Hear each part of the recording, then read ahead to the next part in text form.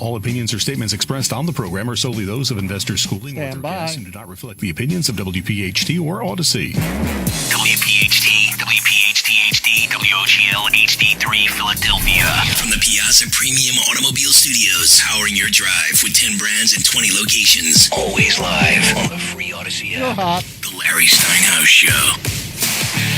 All right, we're finally back here. We're finally back here after a month, Omri. But you know what? I know everybody was listening to the show before us, so I want to wake them all up. Good morning, everybody. Good afternoon, whatever. We are here. Wake up, everybody. It's time for the Larry Steinhouse Show. All right. So check it out. I want to say good afternoon, everybody. I want to welcome you all to the Larry Steinhouse Show. Yes. Of course, we are broadcasting live from Investor Schooling headquarters right here in Bucks County, Pennsylvania. I am Larry Steinhouse, and I am the CEO of Investor Schooling. And I'm here to make financial education fun and accessible to everyone, including you, Omri. Me? Including you. Thank you. All right. On this show, we discuss several ways of making more money. We concentrate on real estate investing, stock options trading, the stock market, and how to maximize your retirement funds. And you could call us anytime during the show at 855-939-1137. Well, I haven't heard that in ages. That's 855-939-1137. I got goosebumps, Omri. That's 855-939-1137. You see how he's holding that microphone? 855. the way he's holding the microphone, exactly. 939. If you're watching online, you can see it's hysterical. 37. I mean, That's just the way he's holding the microphone. 939-1137. Oh my goodness. Okay, yeah. okay, I'm hot. You are definitely hot now. I'm hot. I tell you, I got hot from watching you hold. I got hot. I'm hot. I'm hot. You know, and you lost what, 20 pounds? I don't know how. No, really? Yeah. How much did you lose? Could be. Yeah, I don't know. Yeah, I mean, Omri's looking good, right? I'm moving from kilos to pounds all the time. I keep making myself uncertain, so I will know that I'm losing something. You don't know if you're weighing yourself in kilos or pounds? So I'm just keep changing the Did you want to do the scale intro? all Yeah, the I time. want to finish the intro. You're right. Yeah. Actually, We I should. finish the Yeah, intro. we should. We're also live here on Facebook, LinkedIn, Twitter, and YouTube. And please leave us a comment. Let us know you're watching. Please. We're our normal listeners that probably all fell asleep because they were listening to PHC, the show before us, put them to sleep. All right. Anyway, I'm here with my awesome co-host, Dr. Deb Anderson, the smartest person in the room, always. Always. And, of course, I'm here with Omri Morad, also known as the immigrant. I am. Who is davening right now. Mm-hmm. He's crazy. We also have our sweet producer, Sweet. Glenn Page. And Glenn Page is ready to take your calls and get you on the air to discuss finances, real estate, the stock market, and even politics. So give us a call at 855-939-1137. Don't put the music. 855-939-1137. All right, the Larry Steinhouse Show is brought to you by Investor Schooling. At Investor Schooling, we teach you things about money I bet you never knew. We focus on practical learning, and we will equip you with the real-world skills in real estate investing, stock options, tax savings tips, and the secrets of financial freedom. Our headquarters are right here in Bucks County, but our online courses teach eager investors all over the country. You can RSVP for a free class this Thursday night at investorschooling.com. Investorschooling.com. Say it again. That's investorschooling.com. I love how he holds the mic. I like that he was holding it before with the two hands. He's just so he's so erotic today. He's so erotic. You know what it today. is? It's like we haven't done the show in a month live. Woohoo! So it's like really good. So yeah, if you guys are listening and you guys missed us, just a couple of things. We were awake for 2 weeks, and Omri got sick, and it was blah blah blah. Every time it was so that's why else, we weren't here for a couple of weeks. It's just a weird set of weeks, but we're here live again today, and we're so glad that you're here with us. That we're really hoping you're going to call us and ask us some really good questions. Please do. What's the number? 855-939-1137.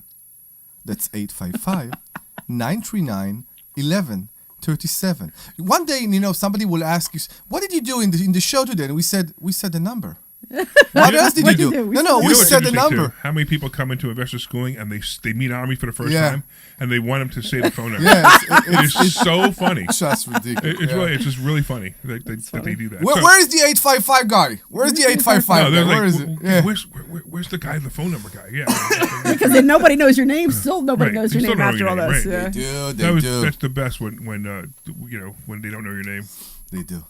They do? Now your they name do. there? Now they do. I think I got Amari last time. Somebody Omar? asked. Omari is a Somebody common, asked me. common one. Yeah, that's a common one. I get Amari. Many of my Yeah. tenants call me Omari. I don't know why. There's no A there.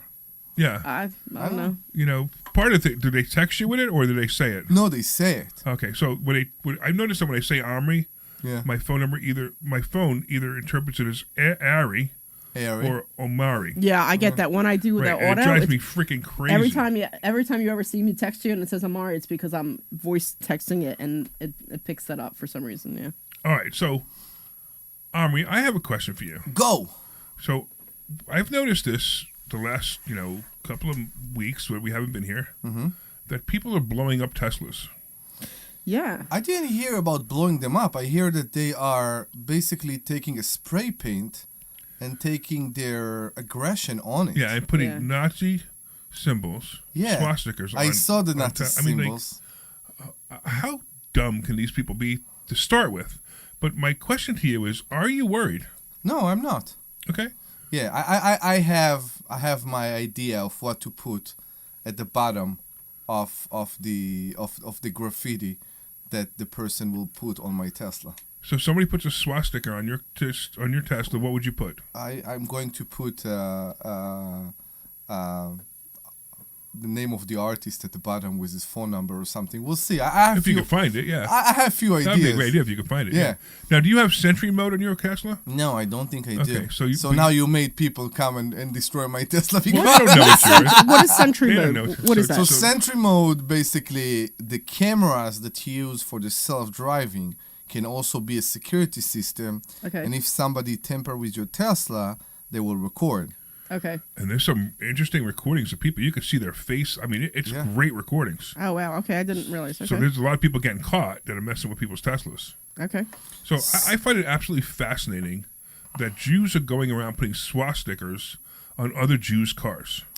It's all over the place, right? Yeah. We saw that in the riots after the murder kill of Floyd, What right? how do you know that They- they're Jews who are doing it? It Why do you say it's Jews? Like, why would you know? it doesn't. I don't know if it's specifically Jews, but it's all. I believe that I agree with Larry. It can also be Jews. It's everybody. It's because Yeah, it's Jews he doing is- it. It's anybody who is anti-American or brain dead. And when I say brain dead, all they do is listen to CNN and talking parrot points about how Elon Musk is an evil human being and he's a Nazi. I mean, I'm so sure that Elon Musk wakes up every day and thinks about how many Jews he's going to kill. I mean, that's what his life is all about. I mean, I saw really? something. I saw something earlier about how it was one of the big universities that Trump threatened to take $400 million of aid away He did. if they for the Palestinian. That's Colombia. Yeah. yeah, Absolutely, Colombia. yeah. Yeah. So Yeah, I which thought is great. Yeah, I thought that was great. Yeah, it's about time. You Yeah. take terrorists. You take them if you're a terrorist and you're a college and you're endorsing terrorism. Take away their aid. Absolutely. Yeah. I thought There's that was more great. than that, because they're here. They're coming here, okay? And you know how much I hate immigrants, but they're coming here, right? And they are getting their degree, and during the ceremony of getting their degree, they are facing their back to the flag. They are not willing to stand in front of the American flag. It's disrespectful, but I don't think it's illegal. So the fact that the university will give a stage to that kind of behavior is a problem Well, I to agree me. with that. Yes, I agree with that. They should not. never allow that. Yes. You come to this country. So I will ask you a question, Sure. okay? Do you think that a non-American, okay, resident, not a tourist, should put his hand or should put her hand on the heart when they... To read the Pledge of Allegiance? Yes. I don't know. I guess it depends on how they feel. But they Okay. should at least stand up And out of respect for everybody else. And okay, and what about if you go to a sports game? Okay? Right? And they sing the anthem, right? The Yeah. national anthem. Yeah. Will you put your hand on the heart? Do I? I do. Yeah. I'm right. asking Because others. But here's why, right? Just let's just use the called words, I pledge allegiance to the flag of the United States of America, right? Yes. So basically that right there says that you're pledging allegiance to your country and the flag of your country, right? Mm-hmm. So you've come here as an immigrant and you want to be part of this country, So it makes sense for you to put your hand on your heart and pledge that allegiance. No, it's not that. I am respecting a country. It's No, not a human being. okay, I'm hold on, respecting a but are- country. Do you want this country to become your country? Maybe one day, yeah. So, and that's what I mean. Like, so if somebody comes here and they're visiting and they're on an H-1 visa, let's say they're just working here. Yeah. And they plan to go back in 2 years or 3 years when the H-1 visa, it's actually a year and a half, isn't it, for H-1? But anyway, when the visa expires and they go to a sports game, should they be obligated to say the pledge? Should they be obligated to put their hand on their heart? Should they be obligated to stand up? What do you think? I think so. I think so. I don't think they should be obligated to do any three of those things. Okay. I think they If should they're at not- least be obligated to stand. Well, obligated and showing respect are two different things. So when I say obligated, like, should it be a rule that they should have to do it? No, but out of respect, they should stand. But they don't have to read the pledge. 'Cause How they're do you not sh- pledging allegiance to the United States. No. Right, How do you so- show respect? By standing, I think by standing. Thank you. Right, I by think standing, they should show at least, respect. they should Right, at least exactly. show I respect I by put my standing. Right. hand on my heart in the national anthem because I'm showing respect. Right. That's how I think about it. Those people come here, they go to the university here, they get their fancy degree here, and they are not willing to show respect to the country that made this happen for them. That's the problem for me. Right, it's respect by standing, but they don't have to pledge allegiance to the country. If they're not going to be part of the country, they don't have to pledge allegiance to the country. That's just my opinion. It doesn't mean anything. They are not willing to look at the flag when they get their degree. It's ridiculous. They are not willing to look at the flag. At the country. Fine. That's fine. I get it. I mean, they have the right to do that. It's disrespectful. It's extremely if I disrespectful. went to Canada or if I went to another country, Yes. and they were singing their pledge or whatever it was, I would stand up. I wouldn't repeat the words, but I would No. just stand up out of respect. Agreed. But that's just me, and look, we're in a country where you're allowed to do things like that. That's not taking a Under what? The freedom of speech? It's not the freedom of freedom speech. of life. It's That's freedom of life. That's more than freedom of speech. Now, if somebody took took an egg and threw an egg at the flag, that person should be arrested, and they should have a severe penalty because they did that. But that's very different than someone who just didn't stand for the Pledge of Allegiance. And if they didn't stand, they didn't stand. I mean, look, you got these football players who knelt to the national anthem. they what? They knelt. They were on their They knees. kneeled, and you know kneeled. about this, or you kind of like came into the country right about the end of this No, I know what happened in Israel, for example, but okay. No, why here, why there's- why they knelt? because they wanted to. When Trump was president the first time, they wanted to show how they felt that they were being oppressed. Yeah, we're a multi-million-dollar football player, and we're being oppressed. So they're being oppressed, so they're going to kneel to the flag and show their disdain for America by doing that. So I think that what's going on, for example, where I'm coming from in Israel, shows that regardless to what the politic map shows, the country is still your country. Right.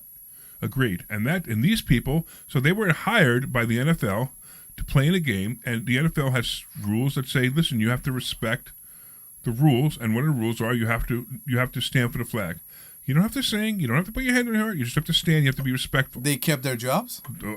Yeah. Not all of them. So, Yeah, and the ones that didn't, they got millions of money thrown at them. Yeah. I mean, it was disrespectful, and disgusting. It was now they know disgusting. no one can do it. If they do it now, they're going to be thrown off the team. They're going to be not allowed to play. And it's great. There is a difference between agreeing with someone to showing respect. I don't agree Yes. with you all the time. Right. I still show respect. Right. That's the point in life. Absolutely. And people don't get it. Yep. And Right. But some people are just not born to show respect. And that's just the way it is. It's unfortunate that you will see people, they don't have respect for property, they don't have respect for people, they don't have respect for women. I mean, it's just the way it is. They don't have respect for men. They just don't have respect. If we accept that, we create a different norma than the norma we are living in. So everyone's normal is their own normal. That's another No. problem. It's truth. No, I don't agree. I don't accept that. Okay. So what do you think normal is? I'm saying norma, not normal. There is norma in life. Okay. There is norma in life. Right. There is a reason why I'm sitting in front of you right now with clothes on me. Right. We have norma in life. We Right. should salute to this norma. Right. And respect And this why you're norma. wearing men's clothes instead of women's clothes. Correct. Right. Yeah. So, are you saying normal or norma? Norma. What is So, knowing Omri, he's Norm. talking about Norm. He's talking about Oh, what the the norm. of the. Call it the norm, yeah. the Right, norm? right, Okay, right. all right, okay. There must be, right? There must be a norm in this society so we will know how to behave. Okay. Right, That's the exactly. thing. All right. Norm. Got it. So Got it. I mean, that was a. By the way, for all you people listening, we are a financial show. We are. But it's funny. So here's the thing about our show, especially if you're listening for the first time.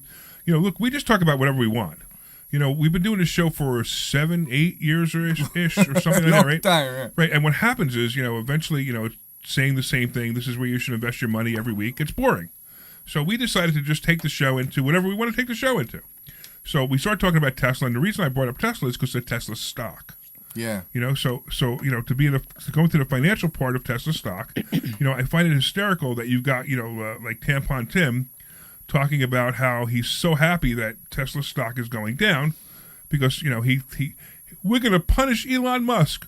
We're going to not make him the richest person. We're going to only make him the second richest person in the world. I mean, So the do only you thing think I don't- he even cares? The thing I don't understand is, weren't they all for Tesla? Because then we get rid of gas-powered cars. And So this is all I electric? don't think And so. now that this is all switched, like I don't understand that. I think Elon Musk is the first. No, not Elon Musk. Tesla was the first company that say you will buy our car because it's a good, fun, cool car, and not because it's electric.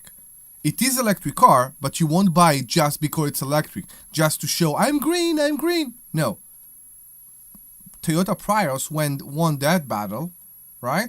Now we are making a fun electric car that you will buy because it's a good car, not because it's another electric box. Right, which is what Tesla started out as. So this is something cool. Exactly. This is a cool car. It's something different. But then they had the incentives to buy electric cars, and then you had the green people going, look at me and my Tesla. I spent $130,000 to show you that I'm not going to burn gasoline, and who cares? Exactly. It wasn't helping anything. Yeah. It wasn't doing anything, and it was like I'm going to spend $130,000 so I don't have to pay for gas. I'm not sure. Which is the silliest thing ever. Yeah, I'm not sure the Tesla people were like that.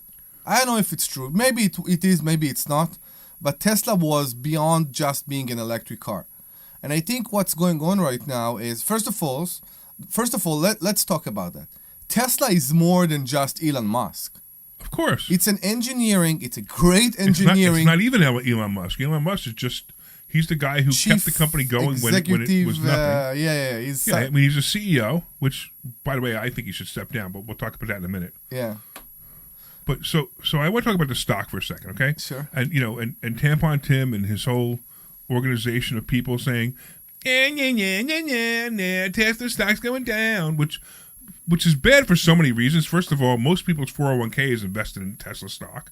Many ETFs are invested in Tesla stock. So to wish the company to go down, you're basically saying, yes, you're our base and we want you to have less money. So that's I'm willing terrible. to get hurt by showing some principle of... Right, exactly, right. Yeah. Right, like these guys going to jail now for 20 years because they sprayed a swastika or burned a car. But I want to talk about the stock for a second. So check this out. In October, the stock hit a peak of $261. Just around $262, right? The stock right now is at $250. So the only thing that made the stock hit $450 was when Trump won. Yes. The whole market took a shot up. The Trump bump. Right, the Trump bump was huge, and every single stock that I've noticed, or almost every stock I've noticed, has fallen down back from the Trump bump To where it was before the to election. where it was. Yeah. So Tesla's not going down. No. Tesla's just not in the Trump bump anymore. It's not even like you're punishing the company. Now, I personally think that's weird. I personally believe my buy price for Tesla is $185. Mm-hmm. And I was really looking forward to it hitting that before I bought it. But the problem is now it's really weird because we got the conservatives are now buying Tesla stock, and a lot of the funds are buying Tesla stock because in retaliation of the Dumbocrats, beating it down. So the Dumbocrats are actually making the stock go up. And yet, where are they putting their money? In Rivian? First of all, you know where they're putting their money, right? Where? They don't have any. Okay. And yet they took it off the stock. So Unless, of course, they're Adam Schiff, who's been stealing money from from the government for years, and Nancy Pelosi and the rest of them. Yeah. And they don't care. They just no longer have a place to. They can no longer get the insider information. No, Larry, to steal the money. I'm asking people that sold their Tesla stocks right now. What are they doing with their money? I have no idea. Whatever they want. So I think that people that follow those electric companies, those automotive companies in general, will look for a place to put their money. And maybe it's a good look to see what will happen to Rivian in the next few months. So Rivian hasn't moved up because I actually thought that. Yeah. And Rivian hasn't moved up. So unfortunately, the whole green, debacle. Now that everybody's realizing, maybe we shouldn't be so green by proving that by burning Teslas. Again, it's not the green. But it is because now you got manufacturers like Rivian, and they're saying, well, maybe I shouldn't buy an electric car and I should just continue to burn gas. So that's why I think electric car sales are going to go down now. You talk about people that will buy the Rivian truck instead of the F-150 just or the because, Cybertruck. Or no. Oh, the okay. the Rivian instead of F-150 just because it's green. And I don't know Right. how many people will do that. Well, that was the problem 2 years ago. Nobody would do that. But every once in a while, you get somebody go, hey, look, I bought a truck and it's green. Because they just don't understand. Not because it's a good truck. Not because it's a good truck, right? Okay. Right.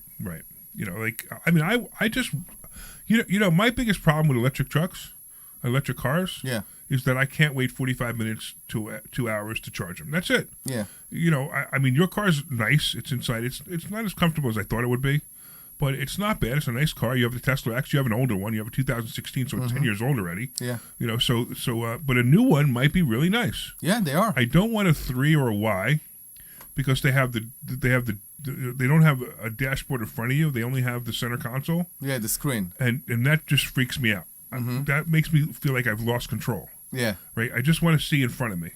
So I don't like those cars at all. Yeah. Right? The new X still has the dash in front of you, so it's okay. And I think the S still has a dash in front of you. So I would only buy an S or an X anyway. Don't remember, yeah. But I'm still at the point where the cars, so, they're okay. They look the same. It just doesn't look anything exciting, which is why I didn't want a Tesla in the first place. And the fact that I have to charge it for 45 minutes to 2 hours was the other reason I didn't want it. Yeah, I got you. So it has nothing to do with, pro Elon Musk or anti Elon Musk. Although right now, in Warminster by us, there's a protest going on. In front of the Tesla dealer. Yeah. In front really? Of the Tesla dealer. What is the protest? And the only reason I'm not there, because I wanted to be there. For what? I wanted to hold up a sign that said, "Fire Elon Musk. Democrats need the money." And then I went to hire another one that says, "Kill Elon Musk. He's been killing Jews for 10 years." Larry, what are they protesting against? It's all about that he's a Nazi? They just don't like him. He's a Nazi. He's not even a Nazi. Listen, I know. What do they want? They it's want that, or that he fired so many people. They like the way things are going. They like to have government waste. Yeah. So it's the government waste. Here's the spin. The spin is like this. We took apart the Department of Education. We dismantled it, right? Yeah. Oh my God! Then all those kids are not going to learn anything. No, since the Department of Education has come on, kids have learned less. We went from number 1 in learning to number 40-something in the world. Yeah. Right? Since the Department of Education, come on. So maybe there's something wrong with the Department of Education. So they canceled all that and he killed it. So now the Democrats are saying, little Susie's not going to learn anything. No, little Susie's not going to learn that she could grow a penis. That's the real difference. Right? And we could get rid of all that DEI crap and all this other crap. Did you see that they want to put condoms in preschools? Did you see about that? No, I did not. Yeah, they want to put for the teachers? No, for the preschoolers. No, but for the teachers? What? For the teachers who are pedophiles. No, so they want... Stop. No, they won't reproduce. I was reading how the Democrats want to put in all the schools, they want to have vending machines where they have condoms there. Why in a preschool? Including in the preschools. Why? Because they have the right to have safe sex. Preschoolers. It's just so Your son Ozzy. I can't even imagine how stupid Democrats are. I mean, it's just like the stupider, the more they talk, the dumber they get. It's just amazing. But Anyway, I don't, I know we're supposed to be talking about finances. We should. And I was talking about Tesla stock, but it just like this, we immediately withdrawn to politics. The world is unraveling as we see it, and we're starting to see what's going on here. By the way, anybody want to call in? You should at 855-939-1137. That's 855-939-1137. 855-939-1137.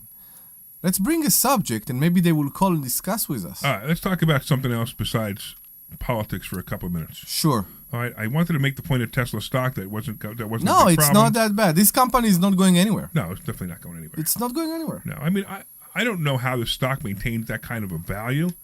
It's still trading at 122 multiple, which means it's trading at 122 times what it's worth. How can Tesla worth so much compared to Ford or VW? I don't get it. Because it's technology.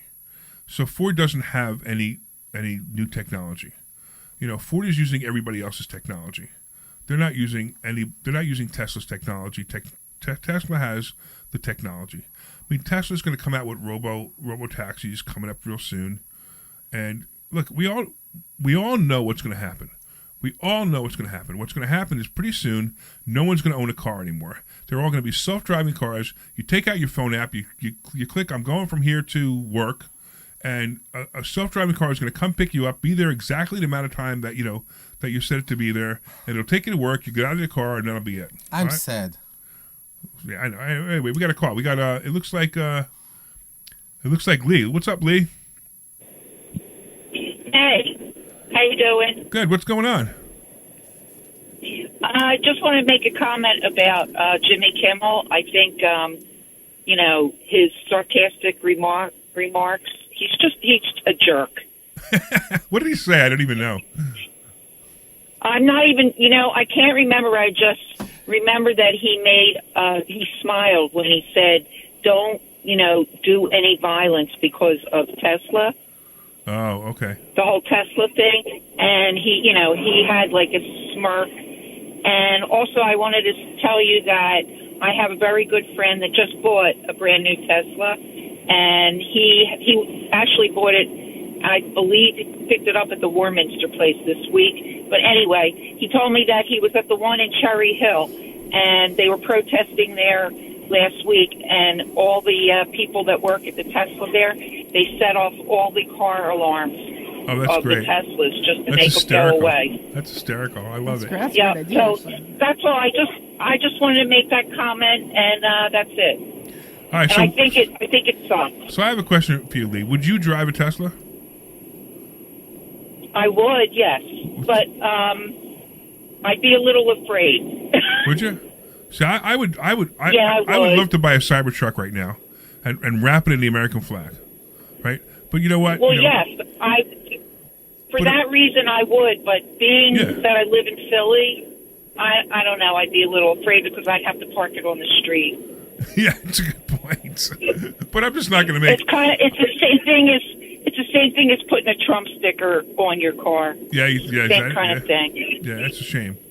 So I used to drive around. I don't know if you ever knew this. I used to drive around with a car, and it said "Let's go, Brandon," and it was hysterical because. Okay. And I used to get people. Everybody would wave. Some with 5 fingers, and some with 1.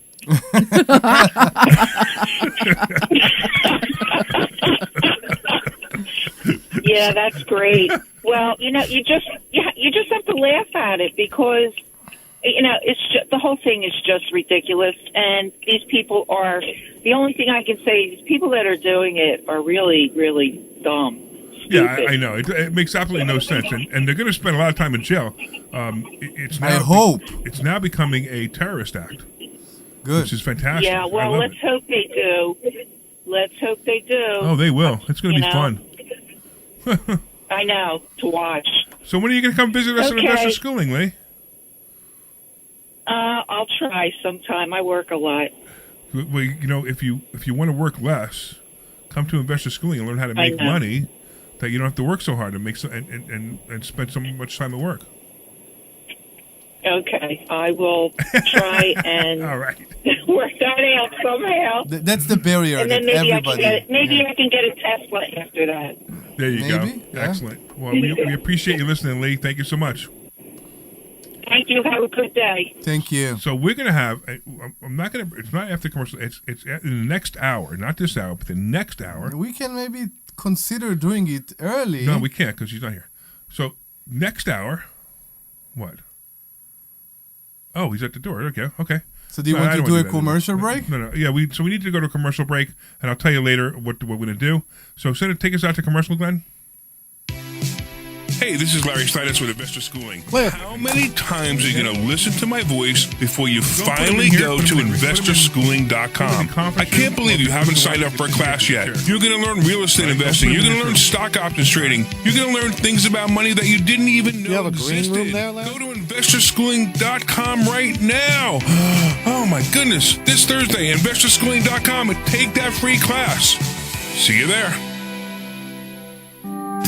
Hey, this is Larry Steinhouse with Investor Schooling. Listen, I know sometimes you worry about coming to see me because you don't want to invest in real estate, because you don't want to deal with toilets, trash, or tenants.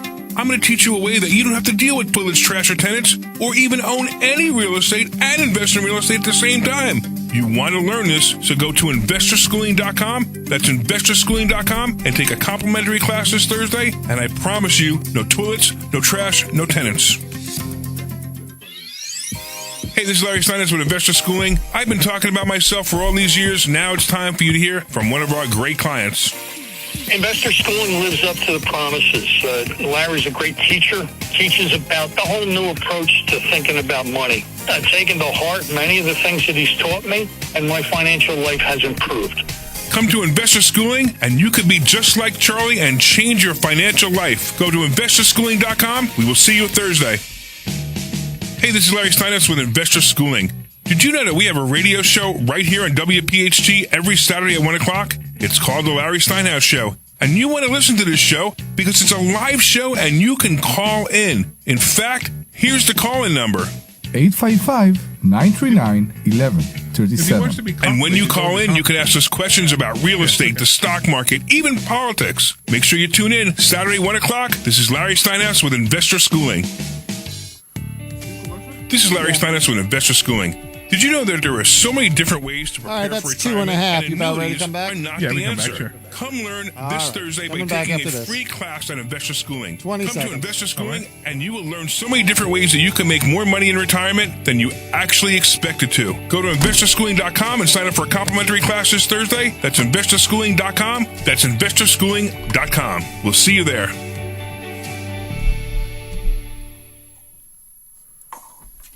This program is paid for by Investor Schooling. All right, everybody, welcome back. Welcome back to the Larry Steinhouse Show. We're here. I'm here with Dr. Deb. I'm here with Omri. And I was going to tell you right before the commercial, the only reason we had to take the commercial is we had to let our guest in, who's going to be here in the next show, not this show, but in the next hour. So at 2 o'clock, we're going to be bringing in Daniel Harvey, who is actually a real estate investor. And he runs a group called Black Real Estate Investment Alliance Group. And no comments from the peanut gallery. And I just want to talk about, and I'm just going to briefly say that I was somewhat offended by the fact that it was called Black Real Estate Alliance Group, and that's all I want to say at this point. But we're going to bring him in later. I'm going to talk about it. But at the same time, Daniel's an awesome real estate investor, so we'll also talk about that as well. All right, so getting back to our current show, though. Let's do this. So, Deb, what do you got going on? You got a couple of houses you've been looking at, right? I have a bunch of things going on. So I have been learning how to do land flipping. So I have this property out in Utah for like 26 acres or 28 acres or something that I have under contract for just over $200,000.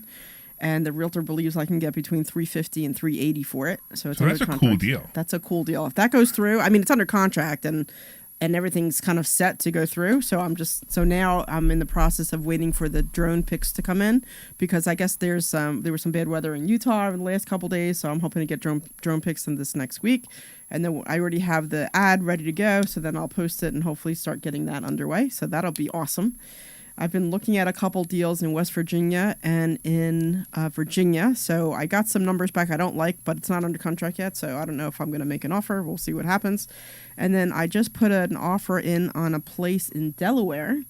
So that should be going through. Like I just signed the contract to buy a property out in Delaware. So I have a bunch of things. Going on right now. I know. I'm pretty impressed, Deb. You're like on the move there. There you go. I keep saying this is my year because yes, I know. This is my year because, and my husband's just like, what do you do? And I'm like, well, if I keep going the same thing and not doing anything, then I'm not changing anything. So I need to spend a little bit of money and learn how to do something new and start just taking action, and things are moving, which is good. Right. So here's the thing about investor schooling. We teach a lot of different things, and every once in a while we come across something we don't teach. So we don't teach land flipping. So right. we had one of our peers and friend Frank Guerin come in and talk about land flipping, and Frank Guerin impressed the audience so well that Debbie decided to become one of his mentees. Right. And it was awesome because Debbie has been learning land flipping, which obviously now she'll bring that experience to the school too, which is fabulous. And, so everybody kind of focuses on something else. I'm buying single family houses, although I want to move up into apartment buildings. Right. I'm buying single family houses and, 2 family houses, 3 families, a couple of commercial buildings, nothing big. Yeah. But I want to move into 25, 30, 100 unit apartment buildings, which will be my next move. But each one of us, as we start to learn, we bring that experience into the school. And it's kind of fun because now we're teaching you guys this as well. And you heard in the commercial, too, that we talked, the commercial just before, no toilets, no trash, no tenants. And a lot of people do. They come to us and like, look, I just don't want to be a landlord. Yeah. And we teach people how to invest in real estate without being a landlord. So there's so many different things that we can teach them and so many different ways to make money. It's funny. We have a lot of people, they come to this investor schooling and they have, couple of $100,000, couple of $1 million, whatever they have. And they're looking for a better place to put their money than my absolute favorite. No, hold on. So a lot of he doesn't want me to say the word annuities. Yeah, so a lot of people come and they learn how to become private investors, which is great because we have a whole board of people who are looking to lend money. And they make so much more money than people who have their money in annuities. Yeah, and it's great because then I'm like, hey, I need to borrow this amount. Who has that amount to lend? And then I start making a couple of phone calls and see what we can swing. So it's great because I have an investor who's going to give me. I also actually have a piece in where is that? North Carolina. I'm actually closing on that in the first week of April. So that land I'm buying for $50,000 and it should bring around $80,000. So that's already under contract and that should be closing the next little bit. So that I'm using a private lender to buy that initial $50,000 and then I'll flip it and get hopefully $80,000. So after all expenses, I'll probably only make like 10. But hey, that's still $10,000. So yeah, it's funny. Exactly. Without doing anything. I know. It's like she says, I'll only make like 10. How many people listening right now would like to make $10,000 for? I mean, what did you do? You answered a phone call. Yeah. You got the thing under contract, and I mean, you basically had a conversation. Hey, this much I'll offer you. You emailed the contract. They emailed the contract back, and then you list it with a real estate agent, and the real estate agent does all the work. Yeah, and you make all the money. Yeah, and for that you got $10,000. I mean, what could that be? An hour's worth of work? Yeah, it's not that much when you're looking at it that way. Yeah, and what's nice is that for this particular real estate agent, we're giving him 10%, so he's going to get a nice commission. It gives him a nice incentive to keep working with us, which is nice. Yeah. So this is what we teach. These are some of the things we teach, and these are the ways you can make money in real estate. It doesn't have to always be, and there's no toilets, trash, and tenants right there. Right. Well, you just buy a piece of land, or you get a piece of land under contract. You don't even have to sell it. I'm sorry, you have to sell it, but you don't have to close on it. Yeah, you don't have to close on it until you're ready. You can actually hold on to it, which is what we were doing with wholesaling when we teach people how to do that with houses. You get a house under contract for $350,000, you sell it to somebody else for $400,000, and you make the $50,000 spread. Right. So that one in Utah, that 28 acres. So I'm buying it for $203,000, and I should sell for, like I said, $350,000 probably minimum. But I don't have to sell it. I have it under contract until August. But I mean, I plan on selling it sooner. But I mean, it should be a nice, like I said, once I get the drone pics, and then I already have a realtor in place. I'm not sure if I'll be able to use that realtor, but either way, I'll get the drone pics in place. I already have the ad ready. So as soon as I get the drone pics, it'll be up on the market to start selling it to get rid of it. So I'm really, I mean, that would be a nice 6-figure flip. That would be fantastic. That would awesome. Those are the ones that we that we always dream about. Yeah, right? I mean, Those it'll are be great. really nice. I mean, if you really make nice. 10 to 20,000 on a wholesale deal, that's phenomenal. Yeah. When you make $100,000 on a wholesale deal, the highest I ever made was 80, and it was a nice deal. Yeah. Look Highest for percentage I ever made was 250. Okay. So it makes me want to think though that I was reading a couple posts and some other people I know who are doing this, and it kind of almost makes me want to specialize in the higher end flips as opposed to the smaller end flips. Yes. So higher end flips are good, but my they're concern is always the same. riskier. Well, Yeah. they're riskier, right? Yeah, they're Because if riskier. you buy a house for $750,000 that you expect to sell for $1.1 million, and you got to put $200,000 into it, you're getting close to that $1.1 million. No. It's not the point. The point is to hold them. Right. It costs a lot of money Exactly. too. Right. So even if you can get the money, you will have more surprises. Yep. You will have more money every month through the taxes, the maintenance, everything, right? Normally there's a huge loan that someone need to cut. Right, but I'm not talking about houses here. We're talking about land. Yeah. Land, which is nice. Which right. land. So and And you don't have to do anything. You don't have to I don't fix have it. You don't have to do anything. yeah, You so it buy just and makes sell me it. it just makes me think that maybe I want to start looking at waterfront properties a little bit more and start maybe Mm-hmm. targeting my marketing a little bit more to those kinds of areas. So it's just making me think a little bit. But the other thing that had come up as I was looking at that plan, that there's two lots that I was looking at. One was in West Virginia and one was in Virginia, and they're, I don't know, maybe 20 miles away from each other. They're not far from the border. It's owned by the same guy.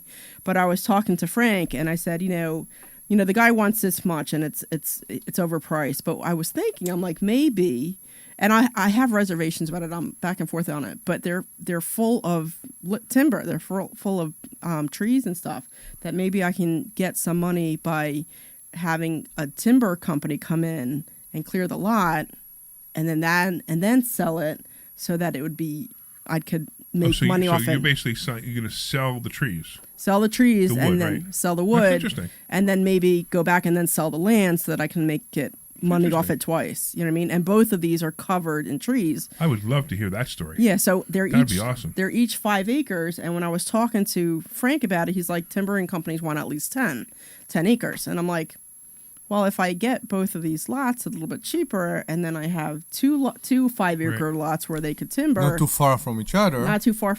and then sell the cleared Maybe. land, that I'd be able to make more money off it Yeah. that way. So What did they pay for that? Like 10 acres of timber? I'm not sure. I was asking to see if it was even an option, and his response to me is like, well, that's creative thinking. Yeah, that is Yeah, creative that's what he thinking. said. I'm That's like, awesome. that's creative thinking. I'm That's like, awesome. I don't know. I just thought that might be something to think about.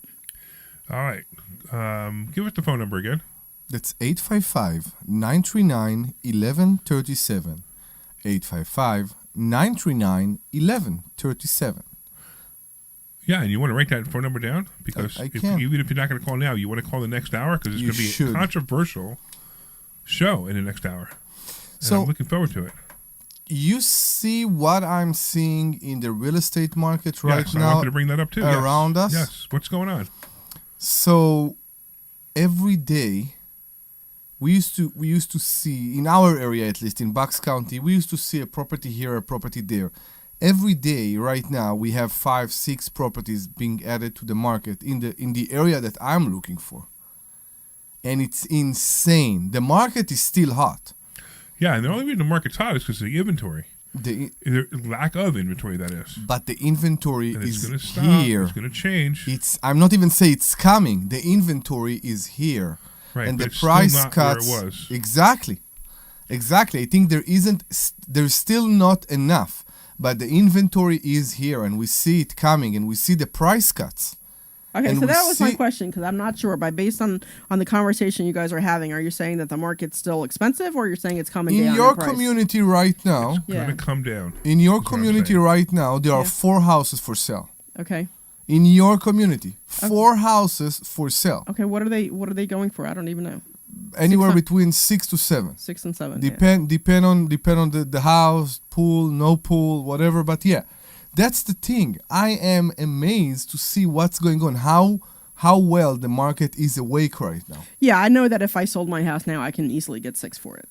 You can Not that I'm moving, but I'm just saying I know that, and I didn't pay anywhere near that much. No, I understand. Yeah, because I wouldn't afford I wouldn't. I understand, but we see more and more people that are selling right now. Yeah. We see that the market for sure is awake. I talked to a real estate agent, Yeah. and he told me the same thing.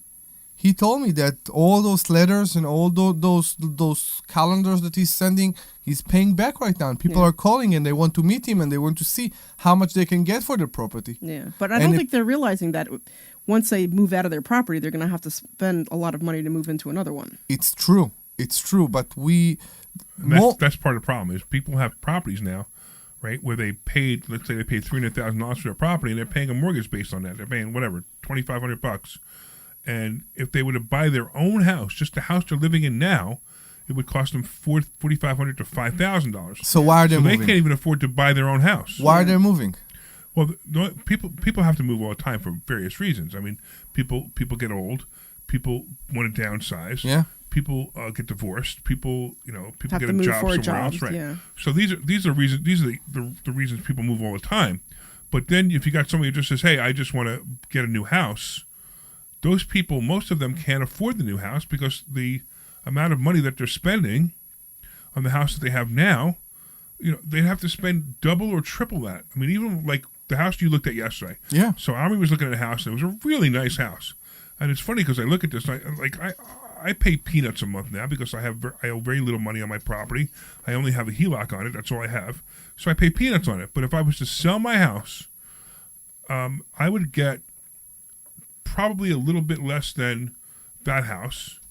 I'd have to pay back the HELOC, so I'd probably have to get, probably like a $200,000 or $300,000 mortgage maximum to buy that house that you looked at yesterday, which is affordable to me. Yeah. But to a lot of people, it's not. Most people don't have their house paid off like I do. Most people don't have, most people. I don't agree with you, sir. That they don't have their house paid off? I think that what's going on right now is people that have their house paid off. We see a lot of estate sales. Around us right now that people don't want to leave. They don't want to leave the trash, their parents' trash, before putting it to the market. They just want to get rid of it. They want to be done. I saw few of those. That I'm not saying paint even. Yeah, but estate sales are not houses. Estate sales not the same. No, it's not. It's a regular estate sale. sale is different. Somebody died or went into a somebody nursing died. home, It's not the same thing as paid off your house. And now the family wants to get rid of the house. That's why not I the bought same that house. thing. The house in Florida. When I bought that house just now in Ruskin, that was worth about $280. I paid $225 for it, and it was a great house. It's a three bed. You saw it, 3-bedroom, 2-bath house. I paid $225 for it. I believe I can rent this thing for right around $2,400, which is fine. And because of that, the guy needed to move. His family wanted him to move. The guy's an older guy. I think he had some mental deficiency, but I'm not sure. It seemed like it, right, when you met him. Mm-hmm. And they probably wanted to. They knew he was getting older, and they didn't want to. They wanted to make sure he was in a more comfortable place. So that's why he sold, and that's why he sold it cheap because the family wanted him to go fast. They wanted the house to go fast, so they put it at a low price. I went at full price, which surprised me that I got it. That they wasn't a bidding war because it was so low. So we are at the same point, but I think that we don't see those prices yet, but we are there. We see houses more time on the market, and we see that the market is moving, which is great, because to see a house in our area, for example, one house came every week. Was something ridiculous. Every week, one house came to the market. So you're seeing more houses coming on the market now, right? All the time. Right. So all the time. That's for weeks. First of all, you do understand that it is spring, right? It is, I know. So in spring, houses, people wait. The anticipation, they're like, if I sell my house in January, I'm going to get less money for it, which isn't true, by the way. Especially in this market, if you sold your house in January, you'll get more money for it because there's less houses on the market in January. Correct. So it's kind of the opposite right now. Mm-hmm. The better time to sell your house is in January or December, which is just weird. Whether that'll be this coming December, this January, I'll be able to tell by the spring market. Yeah, but there's also other factors that you got to think about too. Like if you have a family, you don't want to move kids in the middle of school. Right. You know what I mean? It's colder to move. Like there's all those just like logistics of moving in the middle of a bad time. Agreed, absolutely. Because the house I live in now, we moved in June because I wanted the kids to be out of school. You know what I mean? Like I don't want to deal with having to shuffle. You know what I mean? Like you as a parent, you're thinking about that because it's easier to move in the spring or the summer than it is. In the fall or winter, because it's just, and then, like I said, then it's cold, and it's just easier to move it when it's warm out. I'm just saying, it seems like the market is waking up. Yeah. Yeah, exactly. I want to let people know, because a lot of people are asking me online right now where Daniel is. Daniel will be here after 2:00. So right around 2:05 is when Daniel's going to be here. If you've been following me on Facebook, you've been seeing that that I was a little concerned that calling a investment group Black Real Estate Investment Alliance Group is racist. But we're going to have that conversation, and Daniel's going to put me at ease, I hope. But at the same time, I'm going to tell you that this guy, he's a really good real estate investor, so you're going to learn a lot from him all around. So I'm looking forward to seeing that at 2:00. So if you guys are listening, please hang in there and know that this is going to be a great topic to talk about. And you can call in, and you could either you can either agree or disagree. We want your opinion. We want opinions. And what's the phone number? That's 855-939-1137. 855-939-1137. 855-939-1137. So he'll be here at the next hour. And for you guys who don't know, we end the show and we start it again. So don't think that we lied to you. No, we are here. Oh, there was that other question that we were talking about for the that other hour. Remember we were talking about that before the pre-show? We were saying that we should ask the audience what they think. I don't remember what you're talking about. Me too. What was about the other hour that you were thinking about adding on? Oh, yeah. Let's do that real quick. Okay. All right. So Glenn's like, what are you doing? Really, Glenn's like, oh man, he almost didn't do it. All right. So there's another radio station in Philadelphia that I wanted to simulcast this show on, and PhD has a problem with that, and they, basically saying contractually I'm not allowed to do that. And I'm not going to get into the whole fight I had with PhD about this because it's not necessary. What's more important is that we want to know what you guys think. We only got 5 minutes, but we want to know what you guys think about. Maybe you can call in and ask and tell us what you think about us doing another hour on another radio station right after this show ends. Right. Would you guys listen? Would you guys change the station? Do you think it's a good idea for us? What do you think? And the phone number is? 855-939-1137. 855-939-1137. And then the other thing, too, is that if you can't call in, we could always do a quick poll on, like, Facebook or YouTube or whatever and just do, yes, no, yes, no, yes, no. Or, if, or if you don't have time, you could always ask Glenn and say, I would, I wouldn't, whatever. So I'm just saying so that you can get more people. Yeah, well, we're just curious to see, because we're debating whether we should do it or not. Like, I actually haven't asked these guys yet. Yeah, which is also interesting because I didn't find out about this. So last week we were at a dinner and then Larry says, "Oh, we're doing this," and we're like, "We are? I have no idea." He's like, "Oh yeah, I got to talk to you and Omri about it." So we're not doing it unless you guys want. First of all, if you guys don't want to do it, figure it out. Right? If you guys aren't going to do it, then we would just be here for another hour. Is really the difference. Yeah. The show would start there at 3:00 when this show ends. We would start there immediately. We go right into it because we don't have a lot of time to go into it any other way, right? We go right into it. Maybe 5 minutes on the hour because we just need enough time to switch over the station. So we do this.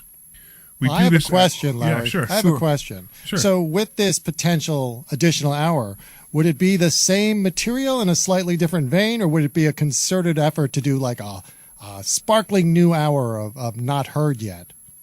Well, so we just talk. If you haven't already noticed that, Glenn, we just talk, right? So Glenn's like, I don't want to get into this. So basically, what would happen is we would just continue to just talk, rumble. So it would ramble. Simple as that. It wouldn't be like we would be able to rehash some of the stuff from the last 2 hours because it's a different station. So that would be nice to be able to rehash because sometimes, for you guys who don't know radio. This isn't a podcast, right? A podcast, you can edit the podcast, you can do things over, you can say, hey, you know what, this is a terrible one, let's do it again. Correct. We're live. We don't have a choice. We either made it great or we screwed up, right? Mm-hmm. And, sometimes we say things that, that we wish we didn't say, like Omri especially. And sometimes we do things we wish we didn't do, but we're live. We have no other choice. But the other point is, after a while, you're like, all right, we talked about everything there is to talk about. What else do you want to talk about today? Yeah. Right. So we went into Tesla, which I wanted to talk about. I have an update if you want about my case in court. We had. All right. I don't know if we have time I don't think we do.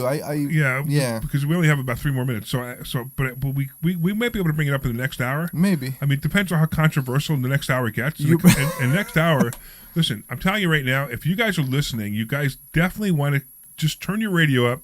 If you're in your car and you came to your destination, park your car and sit in your car and listen to this conversation, because it's going to be controversial. Now, understand, it's not going to be a drag-down, knockout fight. It's just going to be controversial. Ding, ding, ding, and ding. at the same time, I promise you're going to learn something really cool, because if nothing else, Daniel Harvey is a brilliant real estate investor. Mm-hmm. So I promise you that will be something that will be worth just listening to. And yet, we want to ask him why he chose this name. Why what? Why he chose this name. Okay, Stop. stop. I don't want to get into that yet. No, you didn't get to that. because Omri. you didn't say anything yet, right? All You right. didn't say anything. All I'm doing is I'm building anticipation. Oh my Yeah, goodness. I don't want to have the conversation yet. All right, so Mark By the way, says, this was so hard for us to do this Mark all says, week. stop. Mark says that he would listen to us, so that's cool. So if anybody else says that they would be listening to us for another hour, just let us know, because we're curious. And like I said, Larry kind of sprung it on me last week in front of a bunch of other people, and I had no idea about it. And, and I think Omri's, this is probably the first time he's even hearing about it. So No, I knew that this is on the table. We will discuss that. Yeah. We'll figure out if it's Yeah, I mean, if you something guys want to we do it, should I'm open to it. I think it'll be fun. Yeah. I think it'll certainly increase our audience, and it'll increase revenue into investor schooling, and more importantly, increase the students. Are we talking And about if we have after? more students, we have more fun. We talk about after 3 o'clock. So we would start at 3:05, Yeah. Okay, I got you. right? Yeah. Because we need enough time to do radio checks and make sure mic checks and make sure everything works. Mm-hmm. But all right, we'll talk about it. But if the audience would, I'm just curious to see what the audience thinks. I know our spouses and I'm would being love it. I'm being really, it's funny. I'm purposely being respectful to PHT right now, Yeah. which they don't deserve me being respectful to them, but I am being Stop. respectful to them. All right. Because after the argument I had with them over this, because we wanted to simulcast it. So the sitting after the show will not be lunch anymore. It will be dinner now. It'll be dinner It'll by be that dinner, point. right? It'll be dinner. It'll Okay, it will be yeah. dinner. Right, so Okay. yeah, Good. it's funny if you guys ever want to meet us, we always go out for not always, we go out Almost for a drink right always. after the show. Yeah. So it's kind of often that we do that. All right. So for you guys who are going to be staying on, please continue to listen, because it's going to be a great show with Daniel Harvey, Black Real Estate Investment Alliance Group, and why I was offended by that, and we'll talk about that in the next hour. Please. And now, also, if you want to go to Investor Schooling, you can take a free class in Investor Schooling. .com. Could I finish what I was going to say? Yes. But there are org. Welcome there to the are, I Larry have 25 Steinhouse show. seconds to end the show now, because There you're are many interrupting me again. ends. I want to thank Dr. Deb and, of course, Omri the Interrupter for interrupting me in the show and being here today. And if you want to take a free class, go to investorschooling.com.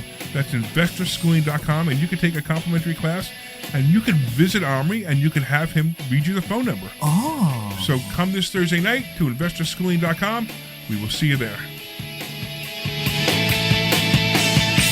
This program is paid for by Investor You are Schooling. clear. All right, opinions cool. or All right, statements let's expressed get- on the bring program Daniel. are solely those of Bring Investor Daniel. Schooling or their guests and do not reflect the opinions of WPHT or Odyssey. You're so. And would you move the food out of his way? No! No, get out of here. It's for him. What? You know that for many years. Have a seat, man. This program is paid for by Investor Schooling. Hello, Statements expressed on the sir. program are solely those of Investor Schooling or their guests and do not reflect the opinions of WPHT or Odyssey. You're so. And would you move the food out of his way? No! No, get out of here. What is for him? What? You know that for many years. What was that? Have a seat, man. It's us.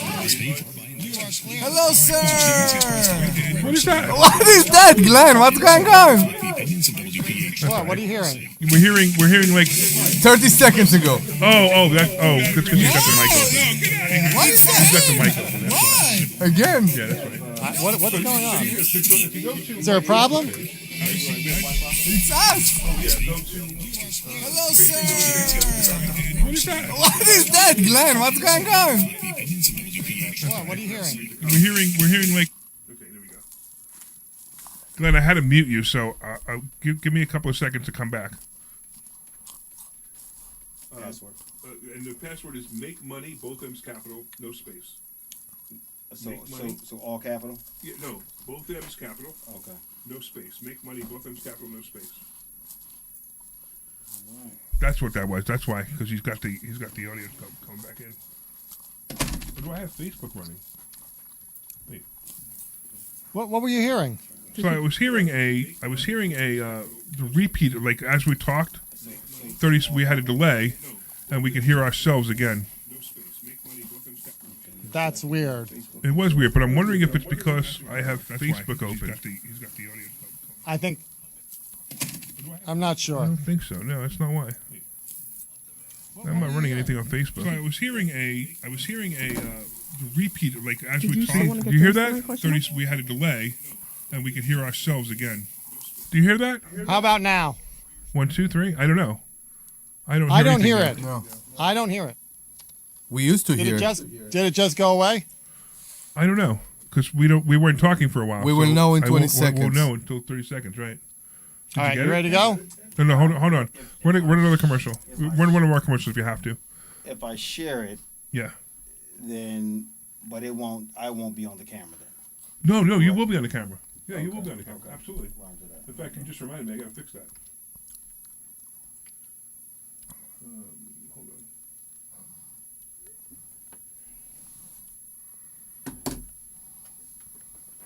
Hold on. So I don't really need that. I don't really need to Okay. use All right. this. Put the headphones on, and we need to do a radio check real quick. Put the microphone right in front of you, within a fist length from you.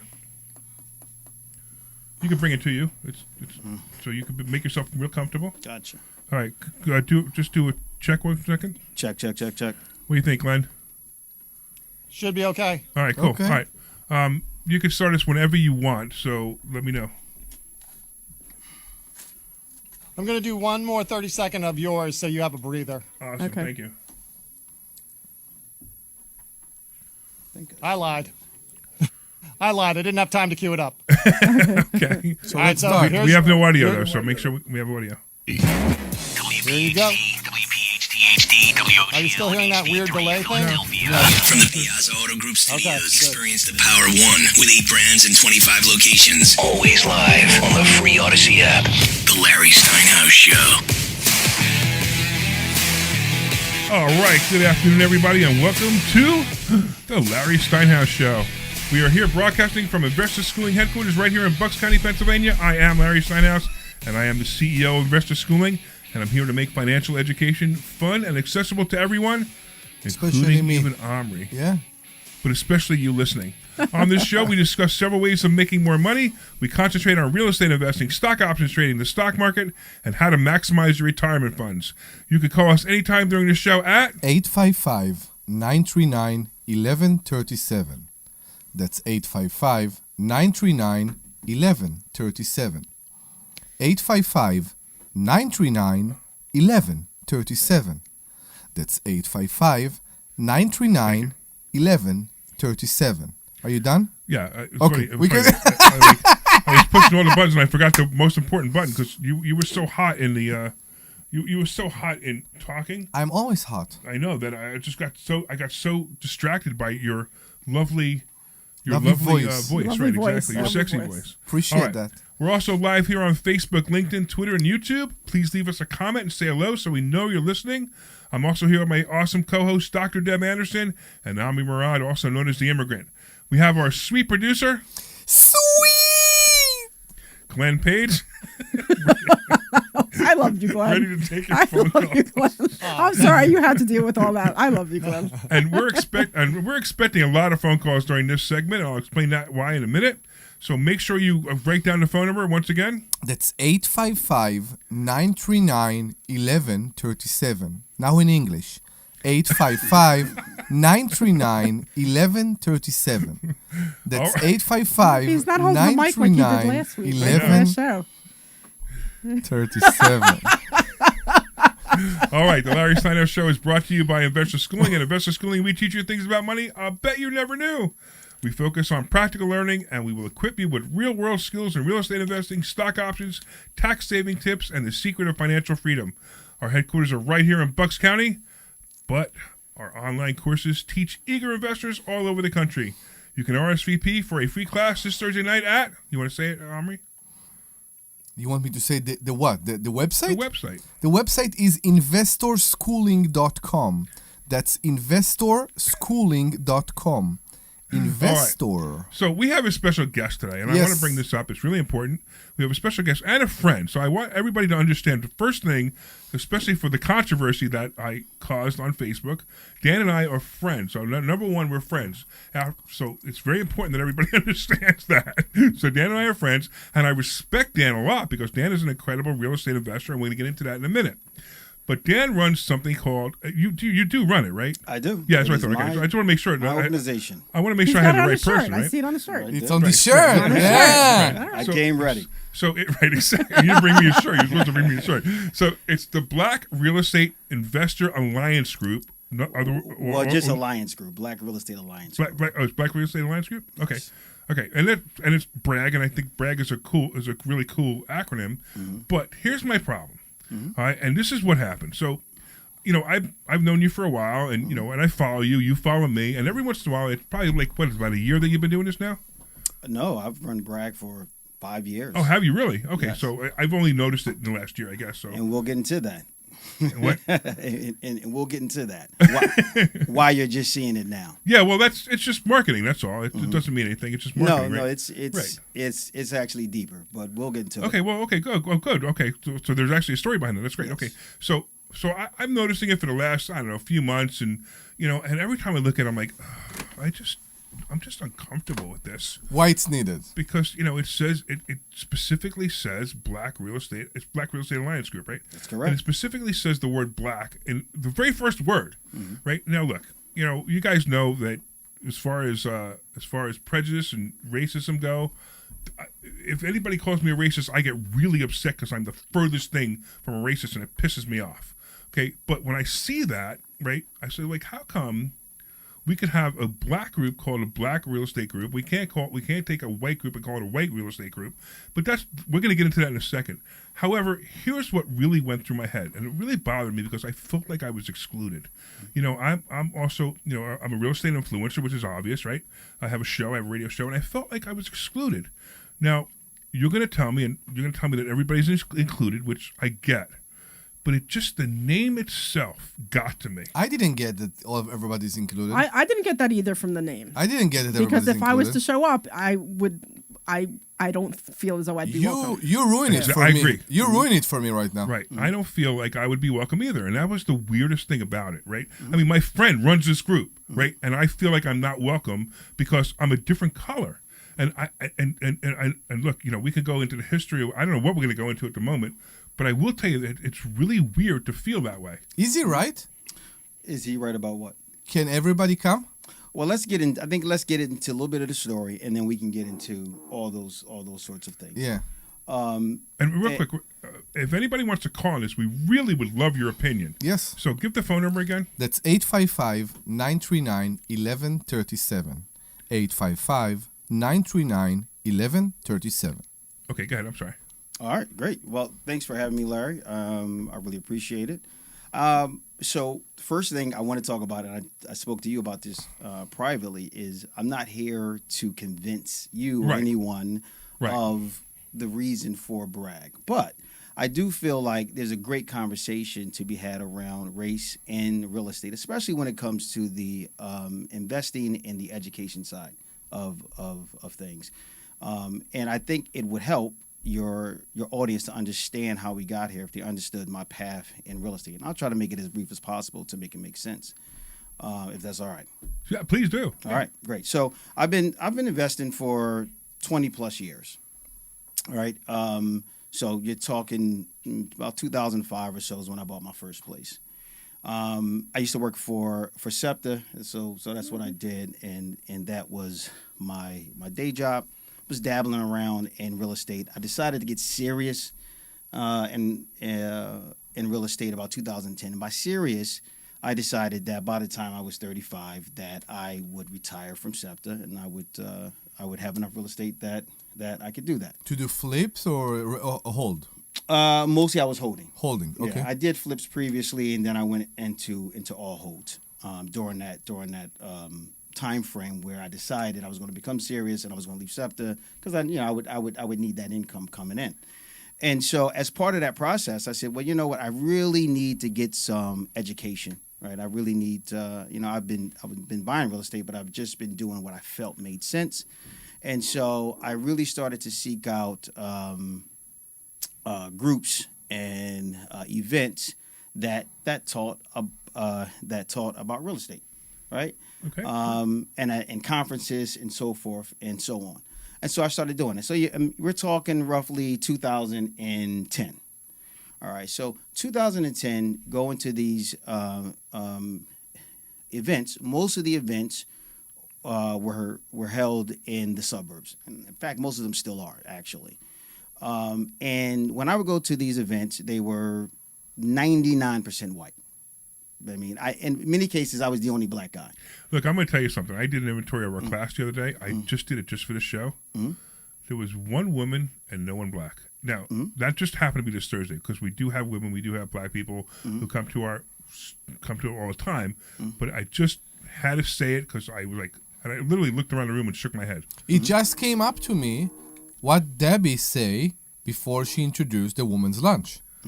That this is a very male-dominated field. Right. So Debbie does a women's lunch for students and non-students. She does it once a month. Actually, it rotates lunch and dinner, and for that exact reason. But go ahead. I just want to bring it up because I so far I agree with everything you say. Okay, and I want to be clear about something. It was mostly all white, but I didn't feel like people didn't want me there. I got a ton of information. I've built really good relationships with folks, but I have a certain mindset, and my mindset is I'm going to go after the information, after what I want, no matter what.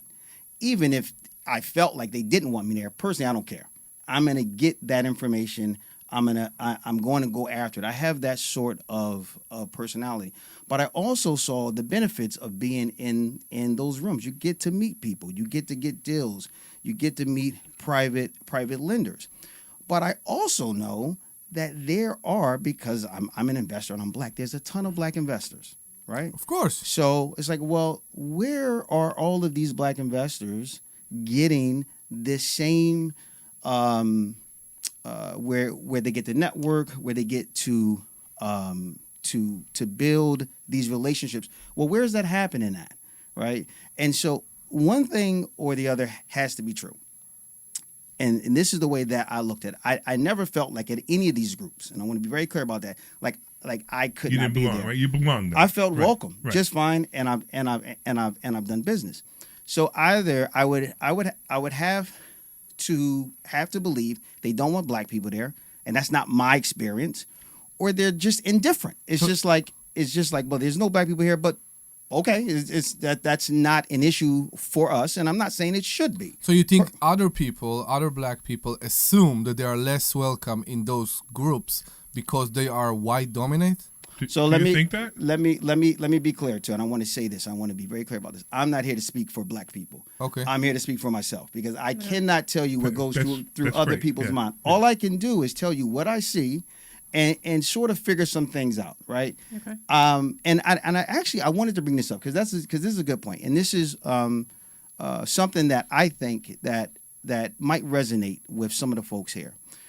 It's my opinion, generally speaking. If you're a middle to upper middle class white person, you get the choice to basically live your life without any meaningful interactions with black people. Meaning, you could live in the suburbs and you have no idea how enraged I get with a statement like that. Yeah, I have to say that I don't agree with that either. I didn't finish the sentence yet. Yeah. I did not finish the thought yet. Schools, churches, synagogues, whatever it is, mostly white. You could, if you decide that you want to be in those environments, you can be. How many environments are you in that are generally 99% black and you're the only white person there? So here's the interesting answer. No. But that particular question, but just to be clear. I don't know and I don't care.